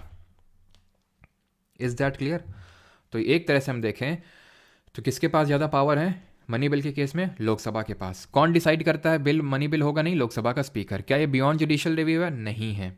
क्योंकि अभी 2019 में एक आधार बिल करके केस हुआ था। आधार बिल को जो लोग मतलब ये बीजेपी पार्टी उसने मनी बिल कह के पास करवा दिया था, जबकि उसका मनी बिल से कोई लेना ही देना नहीं था। उसकी डेफिनेशन आर्टिकल 110 में लिखी हुई है, उसका कोई मनी बिल से लेना ही देना नहीं था, लेकिन उसको पास करवा दिया। क्यों पास करवा दिया मनी बिल करके? क्योंकि हमें पता है कि मनी बिल, अगर मनी बिल के रिस्पेक्ट में राज्यसभा के पास ना के बराबर पावर होती है, प्रेसिडेंट भी उस बिल को लौटा नहीं सकता, भी देखेंगे। तो इसलिए कोई भी बिल अगर मनी बिल बन गया तो एक तरह से राज्यसभा को एक तरह से हम बोल सकते हैं बाईपास कर दिया गया, सिंपल। तो इसलिए ये जुडिशरी का काम है कि वो देखेगी कि कोई भी ऐसे ही लोकसभा का स्पीकर ऐसे ही ना किसी बिल को मनी बिल बोल दे, क्योंकि ओम बिरला बैठे हुए, और अगेन उनकी कुछ पॉलिटिकल एफिलिएशंस तो है ही है ना बीजेपी से, या फिर कल को कांग्रेस आती तो उनके भी जो उनका कांग्रेस वाला होगा वो कोई बनेगा स्पीकर, तो उसके एफिलिएशंस होंगे। तो सिंपल है। तो इस चीज़ को अवॉइड करने के लिए जुडिशियल रिव्यू वाला जो पर्सपेक्टिव जिसको कि हमने यूएसए के कॉन्स्टिट्यूशन से लिया, मैंने पहले पूछा था, वो यहाँ पे रखा गया element. Clear. 110 definition of money bill दी हुई है, धन विद्या की परिभाषा दी हुई है। क्या परिभाषा दी हुई है हमें ज़्यादा जानने की जरूरत नहीं, बस ध्यान रखना कोई भी चीज़ जो टैक्स से लेना देना जिसका, या फिर कोई भी चीज़ जिसका लेना देना कंसोलिडेटेड फंड ऑफ इंडिया से है, ये क्या CFI, ये है भारत की संचित निधि। आर्टिकल नंबर 266 अनुच्छेद नंबर 266 में लिखा हुआ है, जितना भी टैक्स वैक्स का पैसा आता जाता है वो कंसोलिडेटेड फंड ऑफ इंडिया से ही ये सारी चीज़ें होती हैं, आता जाता है पैसा। ठीक है, इसको हम बोलते हैं पब्लिक पर्स के नाम से भी इसको हम बोल देते हैं। तो जो भी चीज़ें हैं इससे रिस्पेक्ट में वो भी आपकी मनी बिल के डेफिनेशन में ही आती हैं। ठीक है, कोई मनी मान लेते हैं बोरो करी है गवर्नमेंट ने, वो भी आपके मनी बिल के तहत आएगी। तो ये चीज़ आपको ध्यान रखना है। कोई मनी अगर निकालना है, अभी हम देखेंगे किस तरह से मनी निकल सकती है ऐसे, तो वो सारी चीज़ें मनी बिल के तहत आएंगी। लेकिन इसमें यह भी लिखा हुआ है कि क्या मनी बिल के तहत नहीं आएंगी। अगर कोई फीस लेवी की जा रही है नहीं आएगा, कोई अगर लोकल चीज़ के लिए टैक्स लेवी किया जा रहा है वो मनी बिल के तहत नहीं आएगा। ठीक है, तो ये जो चीज़ें हैं वो मनी बिल यानी धन विधेयक के तहत नहीं आएंगी। और कोई भी बिल मनी बिल होगा नहीं होगा, वो कौन किसका डिसीजन फाइनल होगा, वो स्पीकर जो है लोकसभा का, उसका डिसीजन फाइनल होगा। इज़ दैट क्लियर यहाँ तक सभी को? कि अगर फ़ी है, लोकल टैक्स, लोकल चीज़ के लिए टैक्स लगाया जा रहा है, या फिर कोई पेनल्टी लगाई जा रही है, तो उन सारी चीज़ों को हम टैक्स डील नहीं, मनी बिल डील नहीं करते हैं। ठीक है, उस पर्टिकुलर बिल को। जो हमारा अगला आर्टिकल है that talks about assent to bills, विधेयकों पर सहमति। अब ये बहुत इंपॉर्टेंट हो जाता है, क्योंकि अभी हमने देखा कि कोई भी बिल दोनों हाउसेस से पास होने के बाद किसके पास जाता है? प्रेसिडेंट के पास जाता है, राष्ट्रपति के पास जाता है। तो अब राष्ट्रपति के पास, प्रेसिडेंट के पास क्या पावर होती है? तो पहला तो इसके पास पावर ये है कि एसेंट दे दे, सहमति दे दे उस पर्टिकुलर बिल को। अगर इसने सहमति दे दी तो ये बिल सीधा किसके पास चला जाएगा? किसी के पास नहीं भाई, अब ये बिल एक्ट बन जाएगा। अब कहाँ जाएगा? कुएं में थोड़ी ना चला जाएगा, अब ये एक्ट बन जाएगा ये जो बिल है। लेकिन प्रेसिडेंट के पास ये पावर है कि he can use the negative power, और उस नेगेटिव पावर को हम बोलते हैं वीटो पावर। नेगेटिव पावर क्यों? क्योंकि एसेंट देना एक पॉजिटिव पावर है, उसने हामी भर दी है।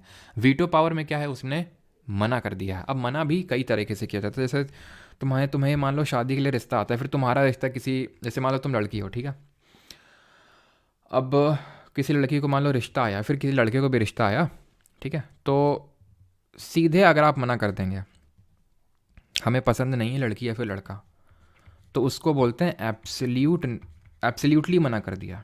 उसको क्या बोलते हैं? एब्सोल्यूटली आपने मना कर दिया। दैट मीन एब्सोल्यूट वीटो का आपने यूज़ कर लिया। यहाँ पे क्या करता है प्रेसिडेंट? सीधा मना कर देता है। President refuses to give the assent, refuses to give the assent, सहमति नहीं देता है ये। ठीक, दूसरा क्या है? दूसरा क्या है? आप उसको लौटा देते हैं। किस चीज़ को? जो आपको ऑफर आया उसको आप लौटा देते हैं कि फिर से थोड़ा सा देख लो, अभी कम लग रहा है। समझ रहे ना क्या कम लग रहा है? थोड़ा सा मांग बढ़ाइए मांग हमारी ज़्यादा है, इस तरह से होती ना चीज़ें। तो जो मांग बढ़ाइए जिसमें आप रिटर्न करते हैं चीज़ों को, उसको बोलते हैं सस्पेंसिव वीटो। इसको बोलते हैं पूर्ण वीटो। ठीक है, इसको बोलते हैं सस्पेंसिव वीटो। सस्पेंसिव वीटो में क्या होता है? President returns the bill. President जो है बिल को रिटर्न कर देता है, returns the bill to the house. तीसरा क्या होता है? तीसरा होता है पॉकेट वीटो, यानी कि रिस्पॉन्ड ही नहीं कर रही है सामने वाली पार्टी। रिश्ता आया था, फोटो भी मंगाई थी, सब कुछ मंगा लिया, लेकिन रिस्पॉन्ड नहीं कर रहे हैं। रिस्पॉन्ड नहीं कर रहे हैं तो इसका मतलब ना समझिए। यही तो होता है कि भाई अगर आप रिस्पॉन्ड नहीं कर रहे हो तो आप सीधा मना नहीं कर रहे हो ताकि सामने वाले को ख़राब ना लगे, लेकिन सामने वाला समझ जाता है कि ना ही है, तो पॉकेट वीटो बिल्कुल वही है, जहाँ पे हमारा प्रेसिडेंट रेस्पॉन्ड ही नहीं करता है, प्रेसिडेंट डज नॉट रेस्पॉन्ड। तो बात ये आती है यहाँ पे, नहीं रिस्पॉन्ड करता तो अगर नहीं उसको अच्छा लग रहा है तो सीधे मना कर दे कि हम नहीं दे पाएंगे। तो ना रिस्पॉन्ड करने का मतलब क्या है? इसका पर्पस ये है कि ये रिफ्यूज़ करेगा, मना करेगा, फिर से बिल ले आएंगे, ठीक है, फिर से वो बिल ले आएंगे, दोबारा फिर से वो ले आएंगे। जैसे मान लो कि कल को प्रेसिडेंट कोई चेंज हो गया, तो फिर से बिल ले आएंगे। पॉकेट वीटो में क्या है, जैसे मैं आपको एग्जांपल देता हूँ, Indian post office amendment bill pass हुआ था 1986 में। हाँ, 1983 में इंडिया ने वर्ल्ड कप जीता था, 1986 में ये पास हुआ था। राजीव गांधी उस समय थे प्राइम मिनिस्टर। तो उन्होंने जब पास किया था तो उस समय हमारे कंट्री के प्रेसिडेंट थे ज्ञानी जैल सिंह। उन्होंने रिस्पॉन्ड ही नहीं किया इस पर, क्योंकि इसका काफ़ी विरोध हो रहा था, क्योंकि इसमें एक तरह से जो सेंटर थी, केंद्र सरकार थी, वो अपने पास ज़्यादा पावर्स लेने की कोशिश कर रही थी। उन्होंने कुछ रिस्पॉन्ड ही नहीं किया। वो बिल आज भी प्रेसिडेंट की पॉकेट में पड़ा हुआ है। इसीलिए बोलते हैं कि जो इंडियन प्रेसिडेंट है उसकी जो पॉकेट है वो यूएस के प्रेसिडेंट से डीप है, गहरी है। क्यों? क्योंकि यहाँ पे इंडिया में प्रेसिडेंट को कोई बाउंडेशन नहीं है कि इस टाइम पीरियड में आपको रिस्पॉन्ड करना ही पड़ेगा एक बिल की तरफ। आप रख लीजिए पॉकेट में, पॉकेट मतलब वो टेक्निकल सेंस में बोल रहा हूँ मैं, कि मतलब रिस्पॉन्ड ना करना, और आप मत रिस्पॉन्ड करिए जब तक आपको नहीं करना है। लेकिन यूएस के जो प्रेसिडेंट होता है उसमें टाइम लिमिट होती है कि आपको रिस्पॉन्ड करना ही करना है। इसीलिए हम बोलते हैं कि इंडिया के प्रेसिडेंट की पॉकेट डीप है। अब जो यूएस का प्रेसिडेंट होता है उसके पास एक और वीटो होता है जिसको बोलते हैं क्वालिफाइड वीटो। क्वालिफाइड वीटो होता है उसके पास, योग्य जिसको वीटो बोलते हैं। लेकिन इंडियन प्रेसिडेंट के पास ये नहीं। इसमें होता क्या है, जैसे सस्पेंसिव वीटो में क्या किया, प्रेसिडेंट ने रिटर्न कर दिया बिल को कि भाई देखो फिर से। लेकिन अगर इस बार फिर से प्रेसिडेंट के पास आएगा ये बिल, प्रेसिडेंट को अब एसेंट देनी ही पड़ेगी। Remember the article number 74। There shall be a council of minister headed by prime minister to aid and advise the president who shall and act in accordance with such advice. यानी कि जो भी advice मिलेगी मंत्री परिषद के द्वारा राष्ट्रपति को, उसको मानना पड़ेगा।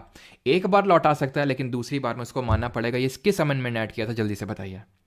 वही सेम की चीज़ यहाँ पे भी है। लेकिन ये जो पर्टिकुलर सस्पेंसिव वीटो है, not available in case of money bill, not available in case of money bill, यानी धन विधेयक के केस में ये पर्टिकुलर वीटो पावर नहीं अवेलेबल है। क्यों? क्योंकि सर याद करिए, आपसे ही पूछ के तो लाए थे मनी बिल, याद आया आर्टिकल नंबर 109 कि प्रेसिडेंट के प्रायर रिकमेंडेशन से ही ये पर्टिकुलर बिल को इंट्रोड्यूस किया जाता है पार्लियामेंट में। तो वो इसीलिए प्रायर रिकमेंडेशन ली जाती है ताकि वो मनी बिल के पैसेज में हिंड्रेंस ना क्रिएट कर सके, क्योंकि मनी बिल बहुत इंपॉर्टेंट होता है। जैसे कि मनी विथड्रॉ करना है गवर्नमेंट को और इसको पास करवाना है, अगर काम चलाना है, सरकार चलानी है, तो भाई मनी तो चाहिए ही उसके लिए। तो अगर मान लो प्रेसिडेंट उसमें अड़ंगा लगा देंगे तो फिर मनी स्टक हो जाएगा उसमें। तो इसलिए इनकी प्रायर रिकमेंडेशन से लाया जाता है और इनको सस्पेंसिव वीटो छीन लिया जाता है मनी बिल के केस में। एंड अब हम जब कॉन्स्टिट्यूशनल अमेंडमेंट बिल पढ़ेंगे ना, संवैधानिक संशोधन जो विधेयक होता है, उस केस में तो कौनो वीटो नहीं होता है। समझे? कौनो वीटो नहीं होता है। अगर हम कनपुरिया भाषा में बोलें तो ना तो एब्सोल्यूट वीटो, ना सस्पेंसिव वीटो, ना ही पॉकेट वीटो। इनको एसेंट देना ही पड़ेगा। और वो 24th अमेंडमेंट से जोड़ी गई थी, लेकिन वो जब हम अमेंडमेंट पढ़ेंगे तब देखेंगे। क्लियर है? अब क्वालिफाइड वीटो क्या होता है? वैसे तो आपसे पूछेगा नहीं। ये होता है कि जैसे कि यहाँ प्रेसिडेंट को मानना ही पड़ेगा दोबारा अगर आ गया। क्वालिफाइड बोलता है नहीं, ऐसा ज़रूरी नहीं है। अगर क्वालिफाइड वीटो यूज़ कर लिया उसने, प्रेसिडेंट ने, तो हम वो पूरी तरह से रिजेक्ट कर देगा, आप जितनी बार भी चाहे भेजते रहो। क्लियर? अब बढ़ते हैं आगे। अब ये बहुत और भी इंपॉर्टेंट है, आर्टिकल 112। बस आर्टिकल 112 ही इंपॉर्टेंट है, 112, 113 और 114। उसके बाद उतनी ज़्यादा चीज़ें इंपॉर्टेंट है नहीं। ठीक है, जल्दी जल्दी हो जाएंगी। एब्सोल्यूट वीटो रिपीट कर दो। एब्सोल्यूट वीटो में अभिषेक पाटीदार ये होता है कि प्रेसिडेंट एसेंट नहीं देता है, सस्पेंसिव में बिल को रिटर्न कर देता है, पॉकेट में रिस्पॉन्ड नहीं करता है। क्लियर है यहाँ तक सभी को?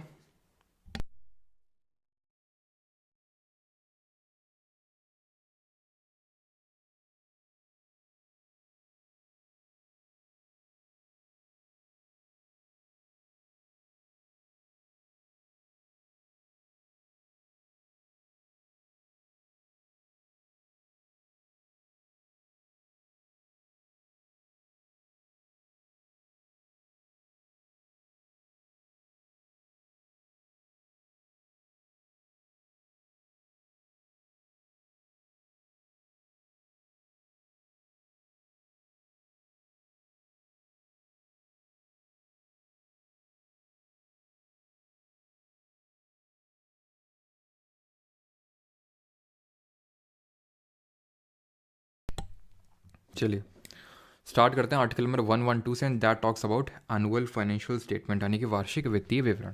अब ये है क्या? यही है बजट और कुछ नहीं। लेकिन बजट वर्ड कहीं पे भी हमारे कॉन्स्टिट्यूशन में मेंशन्ड नहीं है।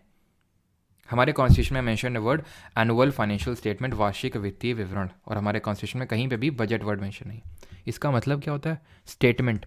जैसे कि आप बैंक का स्टेटमेंट निकालते हो तो उसमें क्या होता है? कितना पैसा आया और कितना पैसा गया, यही तो होता है ना। तो वही यहाँ पे भी है। टेक्निकल टर्म्स में बोलूँ तो ये लिखा हुआ है कि the president of India in with respect to every financial year shall cause to be laid before both the houses of parliament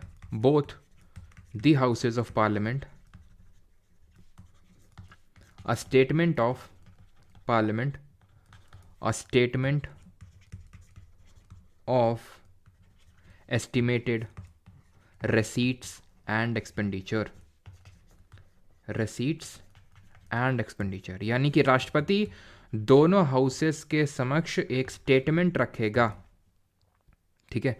every financial year मैंने कल बताया था स्टार्ट होता है 1 अप्रैल से और ख़त्म होता है 31 मार्च को। पूरा रखेगा कि इस फाइनेंशियल ईयर में कितना गवर्नमेंट ने पैसा कमाया और कितना गवर्नमेंट ने पैसा खर्च किया। That is called as annual financial statement. Receipt का मतलब होता है इनकम और एक्सपेंडिचर का मतलब होता है खर्चा।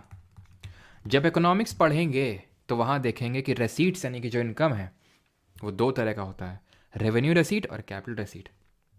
एक्सपेंडिचर भी 2 तरह का होता है, रेवेन्यू एक्सपेंडिचर और कैपिटल एक्सपेंडिचर। वो हम जब पढ़ेंगे, जब इकोनॉमिक्स पढ़ेंगे। ठीक है। तो ये प्रेसिडेंट ले करता है। बस ये चीज़ आपको ध्यान रखनी है कि कौन, मतलब टेक्निकलिटी थोड़ी आपको पता होनी चाहिए जिस हिसाब से कॉन्स्टिट्यूशन में लिखा हुआ है कि कौन ले करता है before both the houses of parliament, president. Clear है यहाँ तक कि एनुअल फाइनेंशियल स्टेटमेंट होता क्या है? और ये ध्यान रखना कि इसमें ये लिखा हुआ है साफ साफ कि ये जो आपका है ना एक्सपेंडिचर, ये जो एक्सपेंडिचर है ये क्लियरली डिस्टिंग्विश करे क्या? 2 चीज़ें ये हैं कि expenditure charged on the consolidated fund of India, charged on consolidated fund of India. ये CFI का मतलब है भारत की संचित निधि, अनुच्छेद नंबर 266 में है ये। इसी में सब टैक्स वैक्स का पैसा आता है गवर्नमेंट का, मैंने आपको पहले ही बताया था। ठीक है।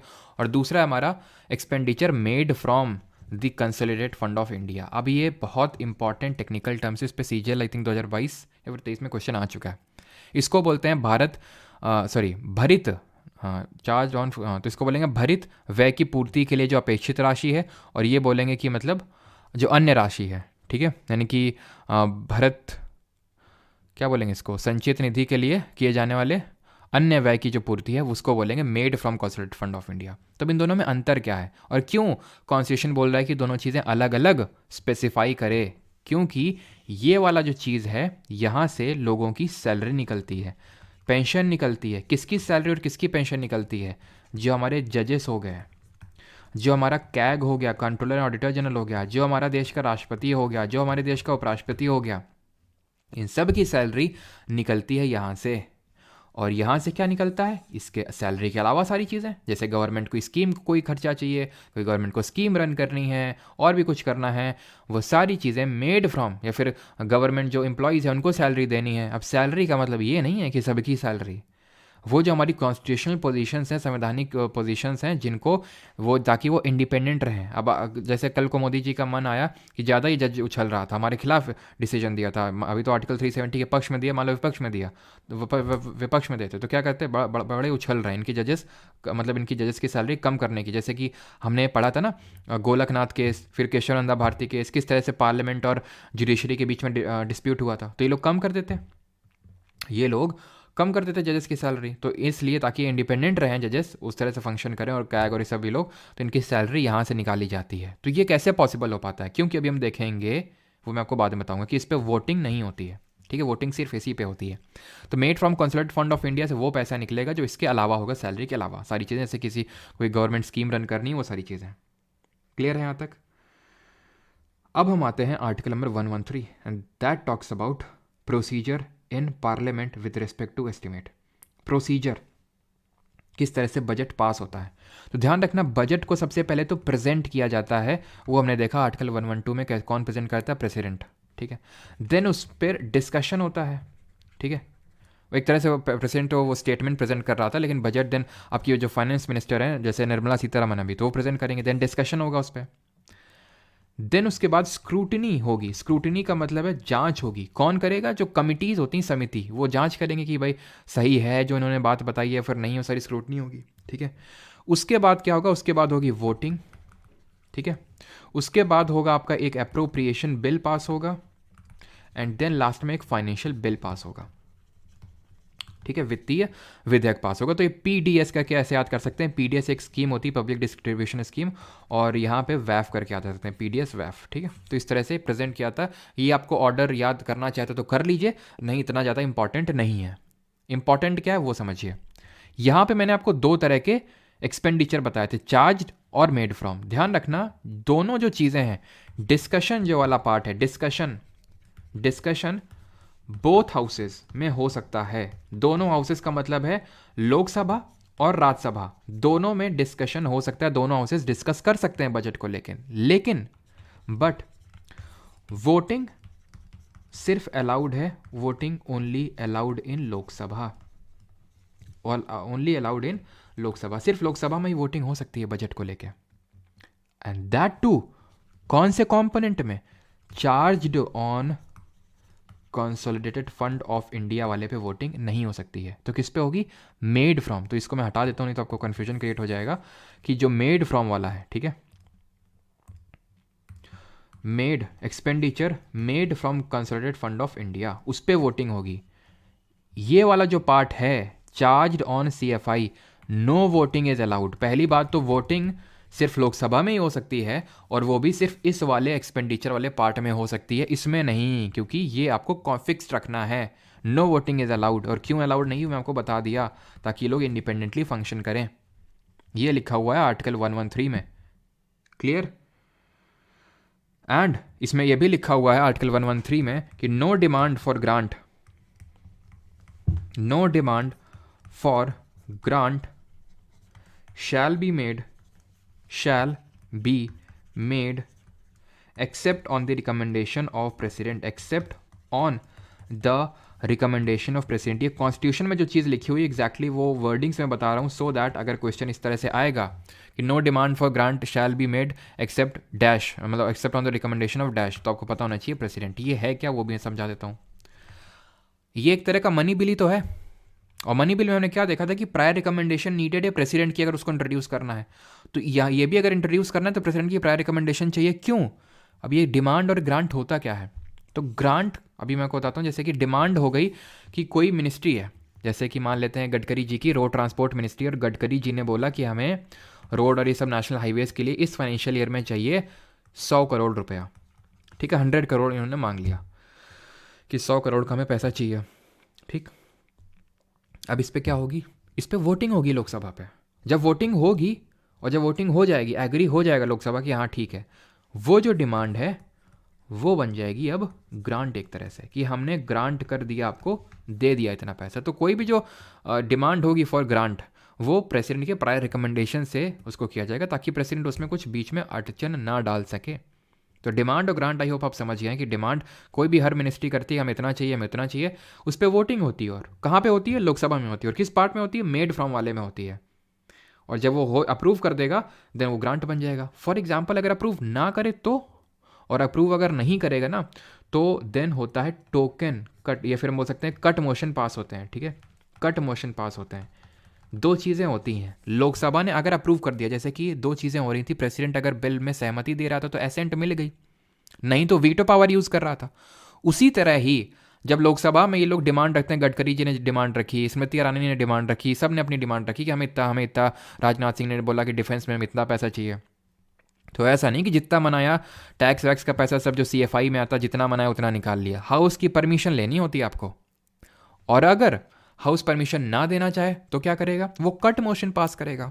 3 तरह के होते हैं, एक पॉलिसी कट मोशन होता है, दूसरा इकोनॉमिक कट मोशन होता है, वैसे इन डिटेल में तो पूछेगा नहीं, बट कट मोशन के बारे में आपको पता होना चाहिए। टोकन कट होता है। तो पॉलिसी कट में क्या होता है कि जो पार्लियामेंट, जो एक तरह से लोकसभा है, वो डिमांड को रिड्यूस कर देगा, रिड्यूस्ड ₹2 बोलेगा। इन्होंने बोला 100 करोड़, तो वो बोलेगा लोकसभा हम तुमको ₹1 देंगे। हैं, ₹1? वो बेइज्जती कर रहा है एक तरह से। इकोनॉमी कट में reduced by a specific amount, जैसे कि स्पेसिफिक अमाउंट 100 करोड़ बोला, नहीं 80 करोड़ ही देंगे या फिर 90 करोड़ ही देंगे, इतना पैसा नहीं दे पाएंगे। Token cut reduced by ₹100, reduced by ₹100। 100 crore मांगा है, ₹100 नहीं देंगे, उसके अलावा जितना है 100 रुपये हम नहीं देंगे, बाकी पूरा दे देंगे। अगेन थोड़ा सा अजीब टाइप साउंड हो रहा होगा। ये गवर्नमेंट की बेइज्जती करने के तरीके होते हैं। और अगर ये पास हो गया ना, दैट मीन कि आपका बजट नहीं पास हुआ। क्यों? बजट में आपने डिमांड करी, उसको तो मंजूरी मिली ही नहीं, मंजूरी नहीं मिली और कट मोशन पास कर दिए। कौन पास करेगा? विपक्ष करेगा। विपक्ष ने अगर ये पास कर दिया तो याद करिए क्या हुआ। इसका मतलब ये है कि सरकार के पास लोकसभा में, लोअर हाउस में नंबर नहीं है, यानी कि क्योंकि वो कलेक्टिवली रिस्पॉन्सिबल है लोकसभा को, तो अगर उनके पास नंबर नहीं है, मेजॉरिटी नहीं है लोकसभा में, तभी तो बिल को नहीं पास करवा पाए और तभी तो कट मोशन पास हो गए। नहीं तो गवर्नमेंट तो इस पे वोटिंग करेगी ही नहीं। कौन करेगा कट मोशन पे वोटिंग? विपक्ष करेगा। और इसका मतलब है कि अब विपक्ष जो है तैयार हो जाएगा बेल्ट वेल्ट कस के कि अब इनके खिलाफ लाओ जरा नो कॉन्फिडेंस मोशन और सरकार को गिरा दो इनकी। समझिए, ठीक। 114 टॉक्स अबाउट अप्रोप्रिएशन बिल। जब डिमांड फॉर ग्रांट, ये यूजुअली बहुत ही रेयर होता है, क्योंकि जैसे अभी है हमारी जो सरकार है, जैसे एनडीए बीजेपी, एक तरह से बहुमत में, कोई चांस ही नहीं कि कट मोशन पास हो जाए और बजट ना पास हो, ठीक है, तो यूजुअली पास हो जाता है। अब डिमांड करी थी, ग्रांट हो गई, लेकिन अगर पैसा आपको निकालना है ना अब, तो उस निकालने के लिए, पैसा निकालने के लिए अप्रूव तो हो गई डिमांड, अप्रोप्रिएशन बिल पास करना होता है, विनियोग विधेयक पास करना होता है। इसके अलावा कुछ जानने की जरूरत नहीं है, ठीक है। यानी कि अगर, और इस पर वोटिंग अलाउड नहीं है, वोटिंग जो होनी थी हो गई पहले, खत्म वोटिंग, अब वोटिंग कुछ नहीं होगी, नो वोटिंग इज अलाउड। आपने डिमांड को अप्रूव कर दिया तभी वो ग्रांट बनी है, तो अब no voting allowed, an appropriation bill. Clear है यहाँ तक? ठीक है। तो अप्रोप्रिएशन का मतलब ये होता है कि पैसा निकालना है, जो ग्रांट एक तरह से अप्रूव करी है हाउस ऑफ पीपल ने, लोकसभा ने, उसको अब पैसे को निकालना है, ठीक है। क्लियर? आगे बढ़ते हैं, and that is article 115 supplementary additional और एक्सेस ग्रांट। होता है क्या है कई बार कि भाई जैसे नितिन गडकरी ने बोला कि 100 करोड़ रुपए चाहिए हमको, फिर इनको लगा 100 करोड़ में बनेगी नहीं बात, ठीक है। अभी खर्च और ज़्यादा नहीं हुए 10 ही करोड़, लेकिन इनको लगा जिस हिसाब से कि हमारे तो और ज़्यादा है कि यहाँ पे भी रोड, यहाँ पे भी हाईवे, ये सब भी बनवाना है, ठीक है। अब बड़ा मनीष कश्यप बहुत ज़्यादा वीडियो बना रहे हैं, तो थोड़ा वहाँ पे भी गया वाला भी बनाना पड़ेगा हमें को लगता है जाके, ठीक है। तो 100 करोड़ में बात बनेगी नहीं, तो इन्होंने बोला कि हमें थोड़ा और पैसा चाहिए। तो यानी कि ग्रांट अप्रूव होने के बाद अगेन आप कुछ और मांग रहे हैं, एक्सेस मांग रहे हैं, सप्लीमेंट्री ग्रांट। नितिन गडकरी, या फिर मान लो कि नितिन गडकरी छोड़ो, कि कोई एक ऐसी चीज़ आ गई जिसके बारे में लिखा नहीं हुआ था हमारे बजट में, एडिशनल सर्विस, जैसे कि कोविड के टाइम पे, जैसे 2019 में जो बजट आया होगा, तो उसमें क्या कोविड का मेंशन होगा? क्योंकि किसको पता था कोविड इतना भयानक हो जाएगा, ठीक है। तो एक नई सर्विस आ गई, तो उसको लेके अगर पैसा लेना है तो आपको एडिशनल ग्रांट लेनी पड़ेगी, अगेन हाउस में वोटिंग होगी। एक्सेस ग्रांट मतलब 100 करोड़ लिया था, वो खर्चा हो गया। सप्लीमेंट्री में क्या होता, खर्चा नहीं हुआ था, अभी लग रहा था कि और नीडेड होगा। एक्सेस में क्या है, खर्चा हो गया है तो और लाओ पैसा। तो समझिए ना, ग्रांट एक्सेस ये सब हैं क्या, ठीक है। डेफिनेशन यहाँ पर लिख नहीं रहा हूँ बिकॉज कभी इस तरह से क्वेश्चन बना नहीं है, बन जाएगा तो आपको एटलीस्ट माइंड में है तो, ठीक है।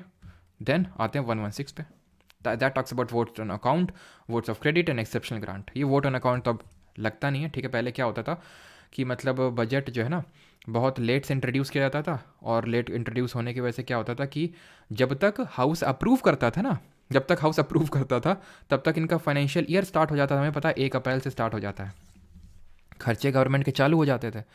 तो भाई जो थोड़ा सा टाइम पीरियड होता था 15 अप्रैल या फिर 1 महीने के लिए, ताकि खर्चा चलता रहे, उसके लिए वोट एंड अकाउंट एक तरह से पास किया जाता था कि भाई थोड़ा सा पैसा दे दो ताकि 1 महीना खर्चा चला लें, तब तक तुम पास कर देना लोकसभा से। लेकिन फिर बीजेपी गवर्नमेंट आई और उसने किया अच्छा काम किया कि उसने बोला कि क्या है भाई लेट प्रेजेंट करते हो, पहले ही कर दो उसको ताकि अप्रैल तक खींचा ही ना, काहे कोई फालतू में चीज़ रखे हो। तो वो चीज़ हुआ था। एक्सेप्शनल ग्रांट का मतलब ये है कि कोई एक्सेप्शनल चीज़ के लिए अगर आपको पैसा लेना है, ग्रांट लेना है, ठीक है, अनुमोदन लेना है, तो आप हाउस से ले सकते हो। Not that much important. 117 again not that much तो नहीं, लेकिन हाँ थोड़ा सा इंपॉर्टेंट है ये।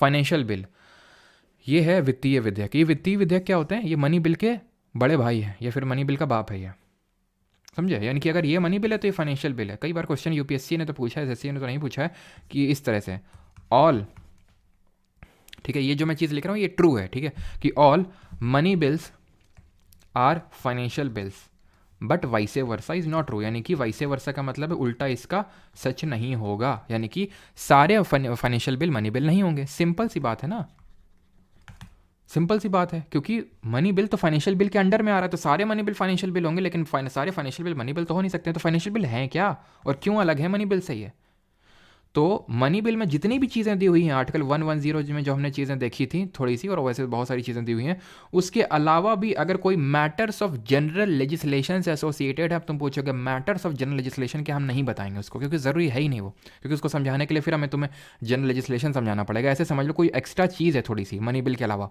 वो अगर आ जाती है तो उसको फाइनेंशियल बिल बोलते हैं, और इसको भी इंट्रोड्यूस करने के लिए सिर्फ लोकसभा में ही आ सकता है, और इसको भी इंट्रोड्यूस करने के लिए प्रेसिडेंट की प्रायर रिकमेंडेशन लेनी पड़ती है।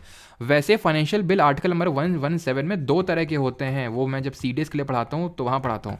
तो क्या सर यहाँ नहीं पढ़ाएंगे, एक्स्ट्रा फीस लेंगे क्या? हाँ तो वो एक्स्ट्रा फीस वाली बात नहीं, क्योंकि आपके नीडेड ही नहीं है। अभी तक उसने फाइनेंशियल बिल में यही नहीं पूछा कि लोकसभा और प्रेसिडेंट वाली जो मैंने आपको चीज़ बताई है या फिर ये वाली चीज़ बताई है, तो पहले तो वो ये चीज़ पूछेगा, देन हो सकता है इसमें वो घुसे 117 सब क्लॉज 1 और 117 सब क्लॉज 2, ठीक है, नहीं तो फिर आप कंफ्यूज हो जाएंगे, अभिजीत की तरह माथा पकड़ लेंगे अपना, तो वो मैं नहीं होने देना चाहता हूँ। तो इसीलिए बस इतना सिंपल रखें उसको, ठीक है, जितना मैंने आपको बताया उतना इनफ है। देन आते हैं 118 पे, that talks about rules of procedure. यहाँ तक किसी का कोई डाउट तो नहीं, एक बार पहले कन्फर्म कर दो, तब तक चलो मैं इसको बता देता हूँ, तब तक आप पूछ लेना। इसमें यह है कि जो पार्लियामेंट है ना, अपने खुद के रूल्स बनाएगा, my life my rules, my parliament my rules, ठीक है, पार्लियामेंट खुद के रूल्स बनाएगा। किसी ने अगर कागज़ फेंका तो क्या करेंगे, किसी ने गाली गलौज की तो क्या करेंगे, किसी ने अगर एब्सेंट हुआ तो क्या करेंगे, वो सब वो क्लास की पार्लियामेंट वाली जो क्लास है उसके अंदर की बात है। तो वो लोग अपने खुद के रूल्स एंड प्रोसीजर बनाएंगे, उसके लिए वो इंडिपेंडेंट है। और हर हाउस अपने अलग से बना सकता है, लोकसभा अपने अलग, राज्यसभा अपने अलग। ये क्या आर्टिकल रखने की ज़रूरत है? नहीं। मनी बिल का आर्टिकल हो गया, जॉइंट सिटिंग का आर्टिकल हो गया, ठीक है, अप्रोप्रिएशन का थोड़े हद तक हो गया, ये आप नहीं बोल सकते हैं। एनुअल फाइनेंशियल स्टेटमेंट का, क्योंकि बजट तो वर्ड कहीं मेंशन नहीं है, ये आर्टिकल रटे होने चाहिए। रूल्स ऑफ प्रोसीजर वाला इस पे ये, ठीक है, ये इतना इंपॉर्टेंट नहीं। वोट एंड अकाउंट वाला इतना इंपॉर्टेंट नहीं है, ठीक है। देन आते हैं 119 में, ये क्या है? Regulation by law of procedure in parliament relation to financial business. तो अगर ये भी बिल्कुल इंपॉर्टेंट नहीं है, तो ठीक है, अगर कोई जैसे फाइनेंशियल बिजनेस उनको करना है, ठीक है, उनको जो फाइनेंशियल रिलेशंस मैनेज करने, उसके लिए भी वो खुद का प्रोसीजर इस तरह से बना सकते हैं। 120 ये इंपॉर्टेंट है, ये याद रखना है। And that is language to be use in parliament. तो कॉन्स्टिट्यूशन ने ये लिखा है कि संसद में ईदर इंग्लिश, ठीक है, ईदर हिंदी और इंग्लिश यूज़ हो सकती है। और कॉन्स्टिट्यूशन ने स्पेसिफिकली इस चीज़ को लिखा कि जो और इंग्लिश ये चीज़ है, इसको 15 साल के बाद हटा देना, 15 ईयर्स के बाद हटा देना। लेकिन फर्दर कॉन्स्टिट्यूशन में अमेंडमेंट किए गए और इसको कंटिन्यू रखा गया, आज भी ये चल रहा है, यानी कि आज भी और इंग्लिश वाला टर्म वहाँ पे है कॉन्स्टिट्यूशन की बुक में। दैट मीन कि इंग्लिश में भी लैंग्वेज यूज़ हो सकती है पार्लियामेंट में, सिर्फ हिंदी ही नहीं। लेकिन कॉन्स्टिट्यूशन ने क्या बोला था? 15 साल के बाद हटा देना इसको। 121 restrictions on discussions in parliament. Parliament में जजेस को लेके कुछ डिस्कस नहीं हो सकता, as simple as that. Supreme court को जज हों, हाई कोर्ट के जज हों, ठीक है, कि सर ये सर ये मतलब लोकसभा स्पीकर को सर बोलते हैं ना, तो सर ये हमें ये कल सुप्रीम कोर्ट के जज जो है कल वहाँ पे समोसा खा रहे थे, हमने देखा था, ये कैसे खा सकते हैं वहाँ पे? ये सब कुछ नहीं हुआ, ठीक है। तो यानी कि उन्होंने क्या किया, अब ये तो मैं इसे हंसी के लिए बोल रहा हूँ, हंसी मजाक के लिए, लेकिन एक्चुअल में जैसे वो लोग क्या करते हैं, जैसे कि फॉर एग्जांपल आर्टिकल 370 पे वर्डिक्ट आया, या फिर कुछ भी वो वर्डिक्ट देते हैं, कुछ भी वो चीज़ करते हैं, तो उसको लेके डिस्कशन पार्लियामेंट के अंदर नहीं हो सकता है। पॉजिटिव सेंस में इस तरह से कुछ हो सकता है, लेकिन इस तरह से क्रिटिसाइज नहीं किया जा सकता है। और 122 जो है ना, एकदम इसी से एसोसिएटेड है। जिस तरह यहाँ लिखा हुआ है कि जो पार्लियामेंट के अंदर जजेस को लेकर कुछ डिस्कस नहीं हो सकता, उसी तरह यहाँ ये लिखा है कि कोर्ट के अंदर पार्लियामेंट को लेकर कुछ डिस्कस नहीं हो सकता। दोनों लोगों को बोल दिया है, हम दोनों लोग एक दूसरे का कुछ डिस्कस नहीं करेंगे, तुम हमारा ना मत करना, हम तुम्हारा नहीं करेंगे, इस तरह से। क्लियर?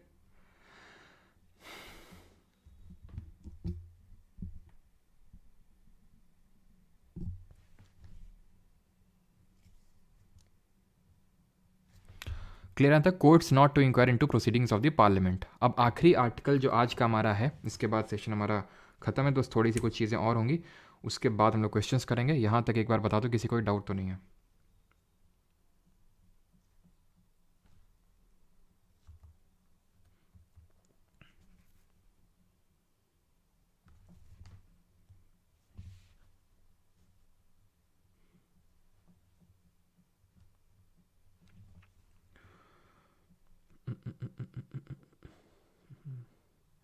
CDS परमार ऑफिसर्स पे पढ़ाते हैं गुरुजी। याद कैसे होगा इतना सारा? याद करने के लिए नोट्स बनाने पड़ेंगे और फिर याद करना होगा। जैसे याद करोगे याद हो जाएगा। कितना आसान है कि नहीं? ठीक है, 123 पे आते हैं। Article 123, power of president to promulgate ordinance using recess of parliament. संसद के अवकाश के दौरान अध्यादेश प्रख्यापित करने की राष्ट्रपति की शक्ति दी हुई है। अभी है क्या? ये है एक temporary law making device. Temporary law making device used by president to make the law. कानून कैसे बनता है? लोकसभा से पास होगा बिल, राज्यसभा से पास होगा बिल, प्रेसिडेंट के पास जाएगा बिल, ये सहमति देंगे, बधाई हो, बिल एक्ट बन गया। लेकिन अगर मान लेते हैं कि लोकसभा सेशन में नहीं है, 3 ही तो सेशन होते हैं, या फिर राज्यसभा सेशन में नहीं है, या फिर दोनों ही नहीं है, क्योंकि दोनों का होना अनिवार्य है तभी तो बिल पास हो सकता है। अगर दोनों में से एक नहीं है, फिर दोनों ही नहीं है, देन उस केस में प्रेसिडेंट की आंखें चमकेंगी और कहेंगे अब मेरे पास में अपनी शक्तियों का, खोई हुई शक्तियों का मैं यूज़ करूँगा। इनकी शक्ति ये है कि अगर दोनों या फिर उनमें से एक कोई सेशन में नहीं है तो प्रेसिडेंट ऑर्डिनेंस आर्टिकल 123 का यूज़ करके कोई लॉ क्रिएट कर सकते हैं। सिंपल। ये लॉ जो है, जब पार्लियामेंट के दोनों हाउसेस सेशन में आएंगे तो इसको रिव्यू करेंगे, देखेंगे कि क्या ये सही है। वैसे तो इससे मतलब ठीक है, वो देखेंगे, उन्होंने अगर पास कर दिया ठीक है, वो कंटिन्यू होता रहेगा परमानेंटली। लेकिन अगर उन्होंने रिजेक्ट कर दिया, ख़त्म हो जाएगा वहीं पे बिल। या फिर उन्होंने असेंबली के बाद, यानी कि वो लोग सत्र में आ गए हैं, उसके बाद 6 हफ्ते तक अगर वो कोई रिस्पॉन्ड ही नहीं करते हैं उसको लेके, वो ख़त्म हो जाएगा। या फिर प्रेसिडेंट उनके आने से पहले ही फिर बीच में कभी खुद विथड्रॉ कर लेता है तो भी ख़त्म हो जाएगा। कभी अगर पूछ लिया, अभी तक तो पूछा नहीं है, कि एक ऑर्डिनेंस की मैक्सिमम लाइफ कितनी हो सकती है, तो इसकी मैक्सिमम लाइफ हो सकती है 6 महीने और 6 हफ्ते। 6 महीने प्लस 6 हफ्ते। कैसे मैक्सिमम लाइफ? कब? अगर अप्रूव ना किया पार्लियामेंट ने, तब अप्रूव कर दिया तो फिर तो जब तक चलता रहे तब तक चलता रहेगा। 1 साल, 2 साल, 5 साल, 20 साल, 50 साल, 100 साल, जब तक चलता रहे। लेकिन अगर अप्रूव ना किया, रिस्पॉन्ड ना किया, तब ये है। क्यों? कैसे? बिकॉज हमें पता है कि 2 सेशन के बीच में का जो गैप है वो 6 महीने से ज़्यादा नहीं हो सकता है। तो मैक्सिमम जो गैप है 2 सेशंस के बीच का वो 6 महीने, जो रेसेस का टाइम हम बोलते हैं। ठीक है, और यहाँ फिर हमने क्या पढ़ा? 6 हफ्ते तक अगर रिस्पॉन्ड वो नहीं करते हैं तो 6 हफ्ते तक वो रहेगा वो बिल्कुल 6 हफ्ते तक उनकी रीअसेंबली के बाद। लेकिन उसके बाद वो खत्म हो जाएगा। तो इसीलिए जो मैक्सिमम लाइफ है वो 6 महीने प्लस 6 वीक्स है। समझ में आए तो ठीक है, नहीं तो स्किप कर दो इसको। ठीक है, अगर ना समझ में आया, और अगर फिर भी याद रखना है तो रट्टा मारो जिंदाबाद, और नहीं तो फिर बैक करके इसको देख लो। ठीक, तो अगर हम बात करें, आर्टिकल 123 क्लियर हो गया। इसी तरह जो गवर्नर है, जो राज्यपाल है, उसको भी ऑर्डिनेंस अध्यादेश जारी करने की शक्ति है। और वो किस आर्टिकल के तहत है? आर्टिकल 213। आपने क्या करना है? 123 में 1 और 2 को रिवर्स कर देना है। भाई 123 तो कितना आसान है। 123 में ऑर्डिनेंस, 123 गो, प्रेसिडेंट क्या करेगा? बिल बना देगा। बिल को मतलब एक एक्ट बना देगा, एक लॉ क्रिएट कर देगा। 123 गो, इस तरह से याद कर लो। और 1-2 को आपको रिवर्स कर देना है, गवर्नर 123 कर देगा। यानी कि गवर्नर ऑर्डिनेंस क्रिएट कर देगा। और किस मैटर में करेगा? ऑब्वियस ही बात है, जो हमारी 7th शेड्यूल में जो हमारी स्टेट लिस्ट है उसको लेके लॉ बना सकता है। गवर्नर उस चीज़ को लेके लॉ बना सकता है जिस चीज़ के लिए स्टेट लेजिस्लेचर बना सकता है। स्टेट लेजिस्लेचर किस चीज़ के लिए बना सकता है? जो स्टेट लिस्ट का सब्जेक्ट है, जैसे पुलिस हो गया, एग्रीकल्चर हो गया, हेल्थ हो गया, इन चीज़ को लेके। प्रेसिडेंट किस चीज़ को लेकर बना सकता है? जो यूनियन लिस्ट का सब्जेक्ट है, डिफेंस हो गया, बैंकिंग हो गया, इस तरह की जो सारी चीज़ें हैं। ठीक, क्लियर? अब अगर मैं आपसे ये पूछूं कि क्या ऑर्डिनेंस, मतलब पूछूं क्या, एक चीज़ ध्यान रखना कि केस हुआ था डीसी वाधवा केस, जैसे कि क्योटो होलोवान वर्सेस जिचिलो केस में ये बोला था सुप्रीम कोर्ट ने कि with respect to defection speaker का डिसीजन फाइनल नहीं है। उसी तरह डीसी वाधवा केस हुआ था जिसमें कि हाई कोर्ट ने ये बोला था कि ज़्यादा ऑर्डिनेंस मत खेलो, क्योंकि बिहार के गवर्नर थे ना, जाने भयंकर जाने कितने सारे ऑर्डिनेंस ले आए। वो क्या करेंगे, मतलब हाउस को उन्होंने क्या कर दिया? प्रोरोग कर दिया। प्रोरोग कल बताए थे, 17 आसान कर दिया कि भाई भाग जाओ ऐसे तुम लोग। और जब किस लिए भगाया? जैसे कि आप लोग बोलते हैं ना कभी अपने मम्मी पापा को कि मम्मी यहाँ पे घूमाओ, या फिर पापा यहाँ पे चले जाओ, इस तरह से, तो उसके पीछे कुछ पर्पस होता है ना, घर से भगाने का, सो दैट घर में आप कुछ और एक्टिविटीज़ कर सकें। उसी तरह ही ये जो हमारा गवर्नर होता है, इसने क्या किया, जो या फिर प्रेसिडेंट कई बार होता है कि प्रोरोग कर देता है जानबूझ के। ये बिहार के गवर्नर ने बहुत किया था। तो इसलिए डीसी वाधवा केस में ये बोला हाई कोर्ट ने कि ज़्यादा ये मतलब ऑर्डिनेंस लाना अच्छी बात नहीं है। ठीक है, तो ये चीज़ आपको पता होना चाहिए, डीसी वाधवा केस। यहाँ पे हमारी चीज़ें होती हैं ख़त्म।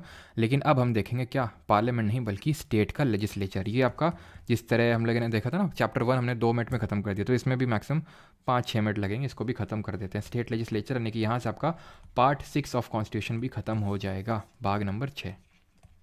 ठीक है, ये पार्ट नंबर 6 ऑफ कॉन्स्टिट्यूशन में आता है। एक बार मैं चेक कर लेता हूँ किसी कोई डाउट तो नहीं है।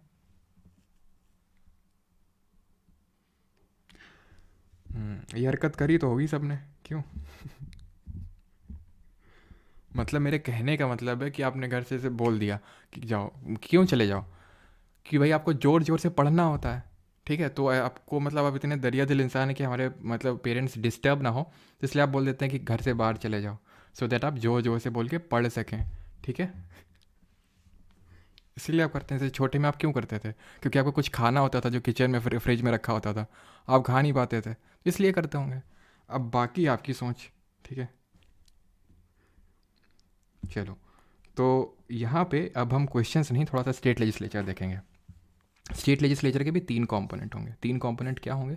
3 कंपोनेंट होंगे, लोकसभा, राज्यसभा एंड प्रेसिडेंट, है ना? तो ये हम बात करें स्टेट लेजिस्लेचर की, तो यहाँ पे लोकसभा राज्यसभा नहीं होंगे। यहाँ पे कौन होंगे? विधानसभा, विधान परिषद और गवर्नर, राज्यपाल। लेजिस्लेटिव असेंबली बोलते हैं, जो कि अगेन क्या होगा? लोअर हाउस होगा। बिल्कुल सारी चीज़ें समझ में आ जाएगी, कुछ अंतर नहीं है, बस थोड़े से अंतर हैं, उस पर मैं आपको बता दूंगा क्या क्या याद करना है, लेकिन कुछ अंतर नहीं। लेजिस्लेटिव काउंसिल की अगर बात करें, उसको बोलते हैं लेजिस्लेटिव काउंसिल, या फिर विधान परिषद। और गवर्नर की अगर बात करें, इसको बोलते हैं राज्यपाल हिंदी में। अब ध्यान हमें ये रखना है कि लोग जो लेजिस्लेटिव असेंबली है ये सारे राज्यों में है। कौन से पार्ट की बात करें? पार्ट 6। पार्ट 5 में यूनियन है और पार्ट 6 में स्टेट के बारे में दिया हुआ है। तो लेजिस्लेटिव जो काउंसिल है, जो यहाँ पे अपर हाउस होगा, जैसे वहाँ पे हमने देखा था लोकसभा लोअर हाउस था, वैसे यहाँ पे लेजिस्लेटिव असेंबली लोअर हाउस होगी। जिस तरह वहाँ राज्यसभा अपर हाउस था, उसी तरह लेजिस्लेटिव काउंसिल यहाँ पे उच्च सदन होगा, यानी कि अपर हाउस होगा। यही तो होता है। तो अब लेजिस्लेटिव काउंसिल की अगर हम बात करें, लेजिस्लेटिव काउंसिल और लेजिस्लेटिव असेंबली की, तो लेजिस्लेटिव जो असेंबली है वो सारे स्टेट्स में है, ऑल स्टेट्स, सभी भारतीय राज्यों में, और 2 केंद्र शासित प्रदेशों में, 2 यूटीज़ में है। कौन से? मैं आपको पहले ही बता चुका हूँ, जिनका रिप्रेजेंटेशन कहाँ पे है? राज्यसभा में, दिल्ली एंड पुडुचेरी, ठीक है? और हमारे देश में सिर्फ, चलो वो तो मैं बाद में बताऊँगा, एक ही हमारा यूटी है जहाँ पे हाई कोर्ट है, वो दिल्ली है। तो 2 यूटीज़ में है, लेकिन हमें पता है कि साल के अंत तक जम्मू कश्मीर में भी उसकी खुद की लेजिस्लेटिव असेंबली हो जाएगी, तो उसके बाद 3 हो जाएगी। तो इस चीज़ को थोड़ा ध्यान में रखना, गौर में रखना कि भाई 3 यूटीज़ हो जाएंगी साल के अंत तक, जब तक आपका एग्ज़ाम होगा तब। लेकिन लेजिस्लेटिव काउंसिल की बात करें तो पहली बात ये किसी यूनियन टेरिटरी में नहीं है, और राज्यों की बात करें तो सिर्फ only 6 states have legislative council. वो खुशकिस्मत लेजिस्लेटिव काउंसिल जहाँ पे है वो कौन से 6 राज्य हैं? वो हैं कबूतर उड़ाने वाले 6 राज्य हैं। तो इसको आप याद कर सकते हैं कबूतम से, या फिर जैसे भी आपको याद करना है, तो कबूतम से भी आप याद कर सकते हैं। एक तो है के से यहाँ पे कर्नाटका, ए से है आपका Andhra, that is Andhra Pradesh, B से है बिहार, यू से है उत्तर प्रदेश, टी से है तेलंगाना यानी यहाँ पे ये ध्यान रखना है तमिलनाडु नहीं है, और एम से है महाराष्ट्र। यहाँ पे आपका विधान परिषद लेजिस्लेटिव काउंसिल है। और जहाँ पे लेजिस्लेटिव तो सारे स्टेट में है, जहाँ पे लेजिस्लेटिव काउंसिल भी होती है उसको हम बोलते हैं बाई कैमरल लेजिस्लेचर। तो यानी हम ये बोल सकते हैं कि सिर्फ भारत में 6 राज्य ऐसे हैं जहाँ पे बाई कैमरल लेजिस्लेचर है, यानी कि द्विसदनीय विधानमंडल है, जहाँ पे लेजिस्लेटिव असेंबली और लेजिस्लेटिव काउंसिल दोनों हैं। लेजिस्लेटिव काउंसिल की अगर बात करें तो अगर मान लो कि कोई स्टेट है, मान लो वेस्ट बंगाल है, उड़ीसा है, इनके पास नहीं है, इनको चाहिए लेजिस्लेटिव काउंसिल, तो खुद से क्रिएट कर सकते हैं क्या? नहीं कर सकते हैं। लेजिस्लेटिव काउंसिल को क्रिएट करने का पावर, उसको एबॉलिश करने का पावर, यानी कि उसको देने का पावर, उसको मिटाने का पावर पार्लियामेंट के पास है, देश की संसद के पास है, देश की पार्लियामेंट के पास है।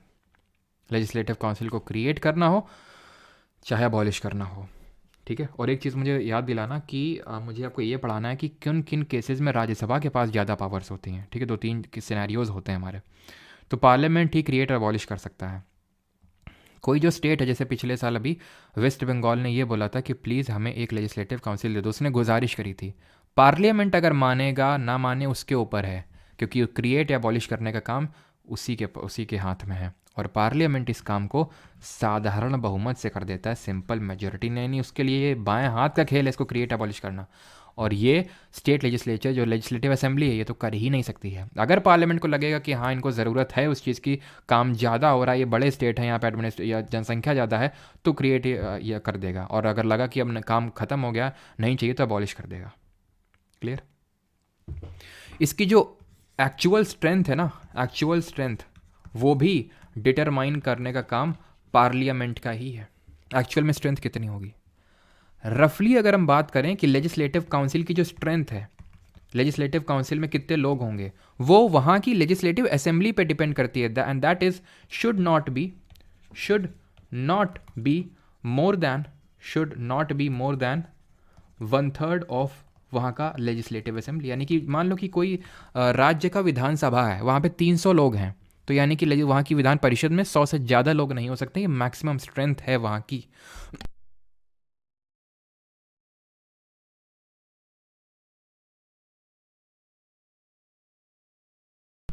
Sorry for the break. ठीक है, तो should not be more than 1/3 of legislative assembly, ये लिखा हुआ है यहाँ पे। बट एक्चुअल स्ट्रेंथ कौन डिटरमाइन करेगा, वो पार्लियामेंट करेगा। और मिनिमम स्ट्रेंथ भी यहाँ पे, ठीक है, मिनिमम स्ट्रेंथ भी है, लेकिन वो आपको याद करने की ज़रूरत है नहीं क्योंकि पूछेगा भी नहीं। ठीक है, लेकिन मैं चलो लिखवा देता हूँ, मिनिमम अगर पूछ ले तो 40 होती है। ठीक है, मिनिमम 40। लेकिन एक्चुअल स्ट्रेंथ कौन डिटरमाइन करेगा, मैं बार बार एक्चुअली कर क्या रहा हूँ, यानी कि कितने होंगे एक्चुअल में, वो पार्लियामेंट डिसाइड करेगा। और पार्लियामेंट ने फिर अगेन यहाँ पे बोला कि जो 1/3 मेंबर्स हैं, 1/3 सदस्य, उनको जो राज्य की विधानसभा है वो चुन के भेजेगी, लेकिन उनमें से कोई नहीं होना चाहिए।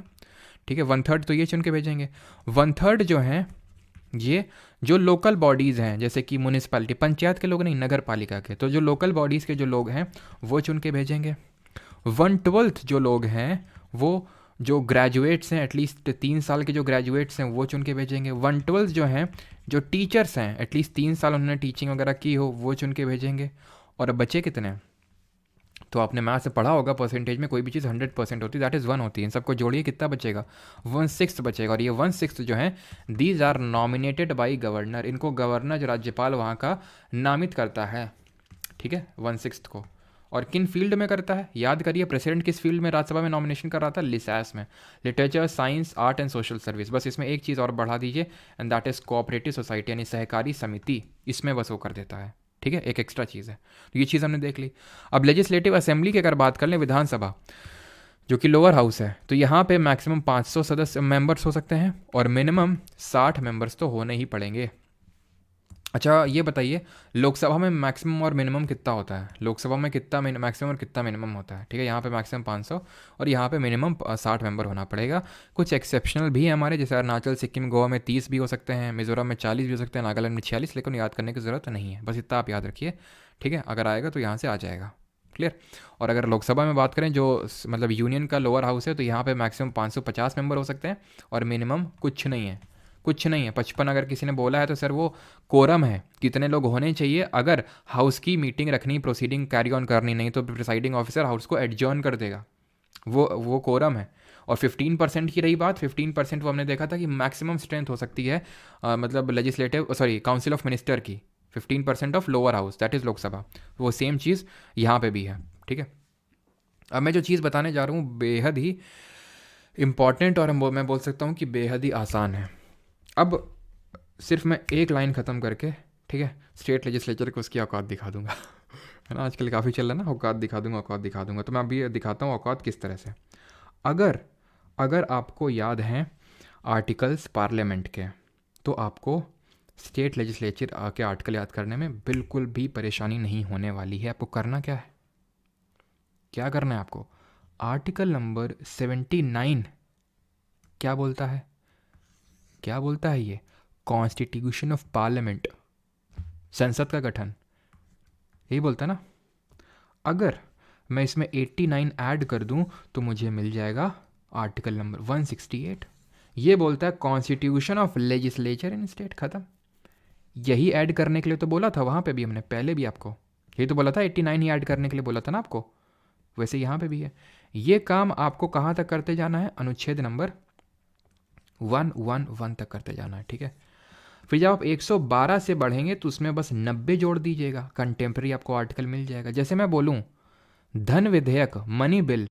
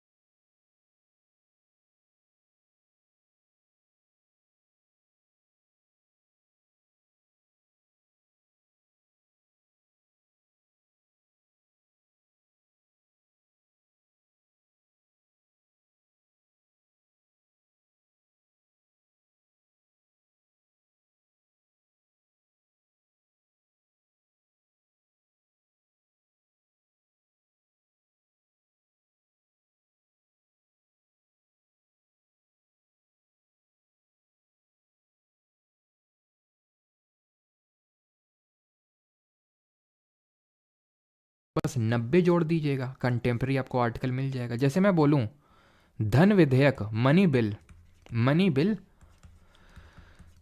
किस आर्टिकल में होगा? स्टेट लेजिस्लेचर की बात कर रहा हूँ यहाँ पे मैं, राज्य के विधानमंडल। तो आपको पता है कि मनी बिल यूनियन में 110 है, यानी कि 112 से पहले की बात हो रही है। 89 जोड़ दीजिए, कितना मिल जाएगा? 99199 आर्टिकल में दिया होगा। एक्सेप्शन बस एक अपवाद है, अनुच्छेद नंबर 82, क्योंकि ध्यान रखना ये डिलिमिटेशन कमीशन परिसीमन आयोग की बात करता है। ये यूनियन और स्टेट के लिए अलग अलग नहीं बैठता है, कॉमन ही होता है। तो ये डिलिमिटेशन कमीशन स्टेट में नहीं होता है। क्लियर है यहाँ तक? यहाँ तक किसी कोई डाउट तो नहीं है?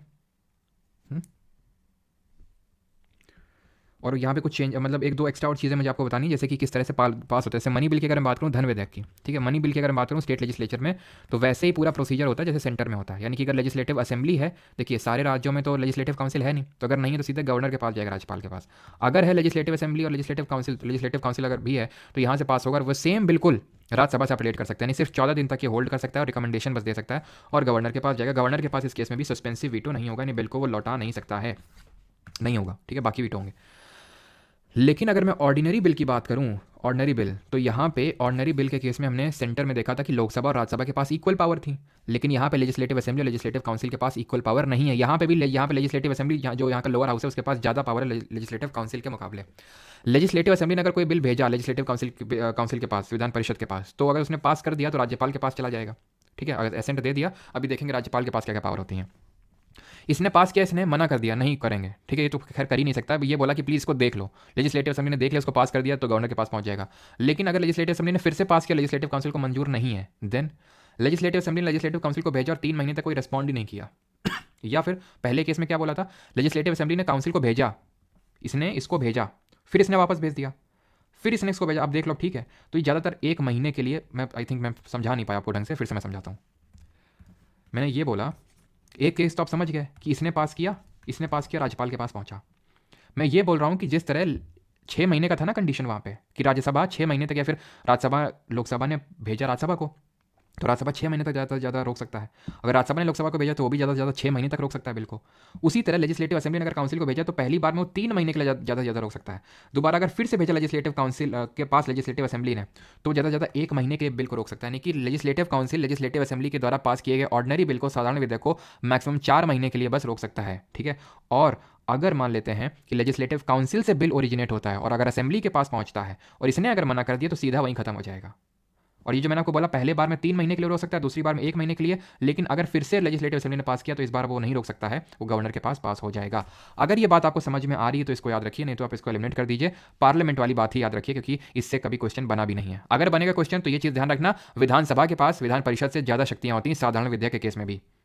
और जब ये राज्यपाल के पास पहुंचेगा तो इसके पास एक तो ये एसेंट दे दे, सहमति दे दे राष्ट्रपति की तरह, या फिर राष्ट्रपति की तरह एब्सोल्यूट वीटो यूज़ कर ले, पूर्ण जो वीटो है, या फिर सस्पेंसिव वीटो यूज़ कर ले, बिल को रिटर्न कर दे। इसके पास एक एक्स्ट्रा पावर होती है, वो ये होती है कि ये प्रेसिडेंट के लिए, राष्ट्रपति के लिए बिल को रिजर्व कर सकता है। ये बोल सकता है कि इसमें हमें जो चीज़ें वो समझ नहीं आ रही हैं, हम प्रेसिडेंट के लिए बिल को ये रिजर्व कर लेंगे। कुछ चीज़ें तो ऐसी लिखी हुई हैं जहाँ पे गवर्नर को बिल रिजर्व करना ही पड़ेगा प्रेसिडेंट के लिए। अगर मान लो कि वो हाई कोर्ट की पोजीशन में कुछ एंडेंजर वगैरह कर रहा है तो बिल रिजर्व करना ही पड़ेगा।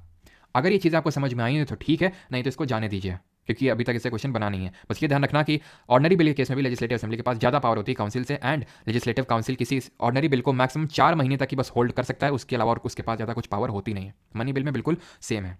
क्लियर है यहाँ तक? अब हम करेंगे इसके क्वेश्चन। चलिए, पहला क्वेश्चन ये रहा आपकी स्क्रीन पर।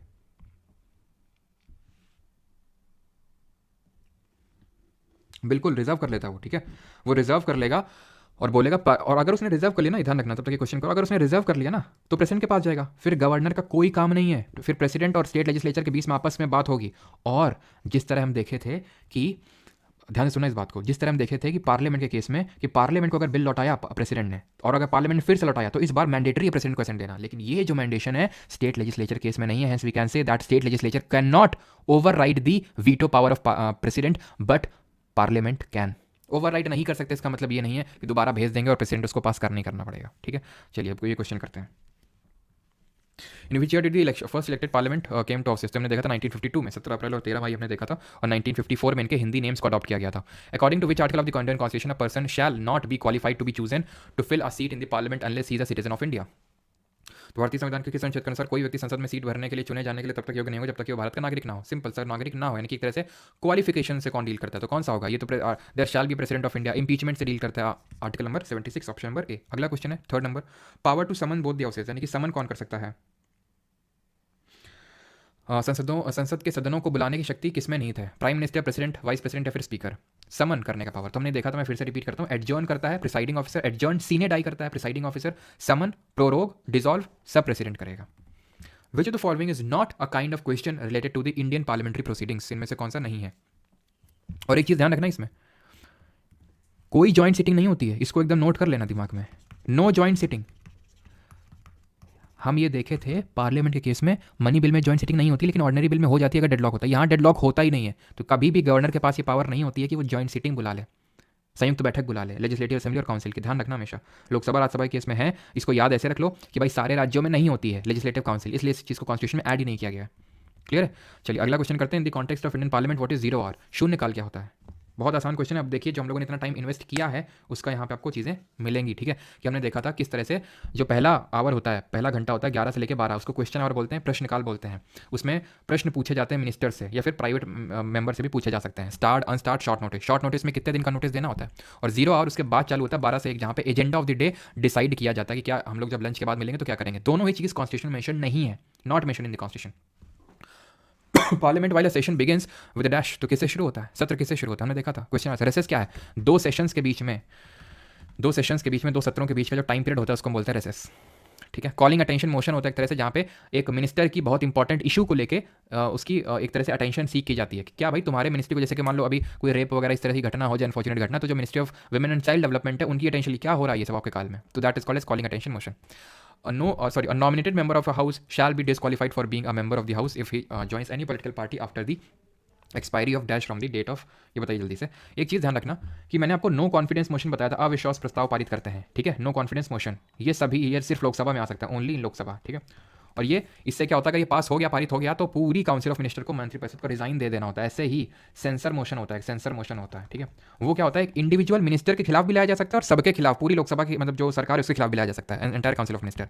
अगर एक मिनिस्टर के खिलाफ लाया जाता है तो मैंने बताया था सिर्फ वैकेंसी क्रिएट होती है अगर मिनिस्टर जाता है, लेकिन अगर सारे काउंसिल ऑफ मिनिस्टर चले जाते हैं तो पूरी सरकार गिर जाती है, ठीक है। आगे यहाँ पढ़ते हैं। तो नॉमिनेट मेंबर शैल बी शुरुआत में ही बताया था डिफेक्शन वाला।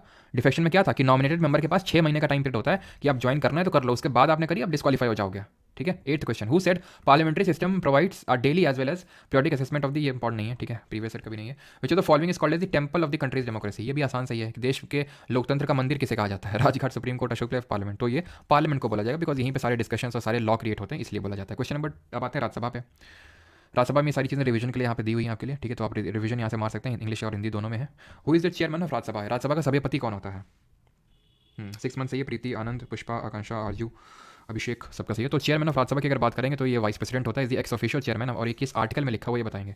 आर्टिकल 63 बोलता है there shall be vice president of India, और आर्टिकल 64 बोलता है कि vice president of India shall be the ex officio chairman of the Rajya Sabha. Dev Mahura ने 40 रुपये भेज के बोला है कि सर मुंह दिखाई कब करेंगे, और तुमने 40 रुपये भेज के जो इतना कर्ज हम पे लाद दिया है, तुमको क्या लगता है हम कैसे चुका पाएंगे इस कर्ज को। तभी चुका पाएंगे जब तुम सिलेक्शन लोगे, ठीक है, तब तुम्हें दिखाएंगे ज़रूरी। और क्योंकि तुमने 40 रुपये भेजे ना, तुमको 2 पिक्चर भेजेंगे अपनी एक तो नॉर्मल वाली और एक, समझ रहे हो। तो what is the fix strength of the Rajya Sabha, Rajya Sabha की निश्चित सदस्य संख्या कितनी होती है, 250 हो सकती है मैक्सिमम, बट है कितनी 245। इसमें डिवीजन किस तरह से होता है, 238 इलेक्टेड होते हैं 238, एंड जो 12 होते हैं वो नॉमिनेटेड होते हैं by the president in the field of लिसास, literature, science, art, social service, ठीक है। चलिए, how many members are nominated by the president, तो कितने मेंबर्स नॉमिनेट होते हैं, तो ये भी हमने अभी देखा 12 मेंबर्स लिसास, ठीक है। गवर्नर 1/6 करता है लेजिस्लेटिव काउंसिल में, और उसमें कोऑपरेटिव सोसाइटी, सहकारी समिति एक एक्स्ट्रा ऐड होता है, ठीक है। In which of the following years was Rajya Sabha first constituted, Rajya Sabha का गठन सबसे पहले कब किया गया था। अगेन कितना आसान है, मैंने तो आपको डेट भी बताई थी। तो आंसर क्या होगा, 1952 होगा, ठीक है, ऑप्शन नंबर ए, और कुछ नहीं। अगला क्वेश्चन है, in after 1994 how many sessions of Rajya Sabha are usually, ये करने की जरूरत नहीं, वैसे तो 3 आंसर होगा इसका, ठीक है। Which of the following statement is not correct about Rajya Sabha, निम्नलिखित में से कौन सा कथन राज्यसभा के बारे में सही नहीं है, ये आपको बताना है।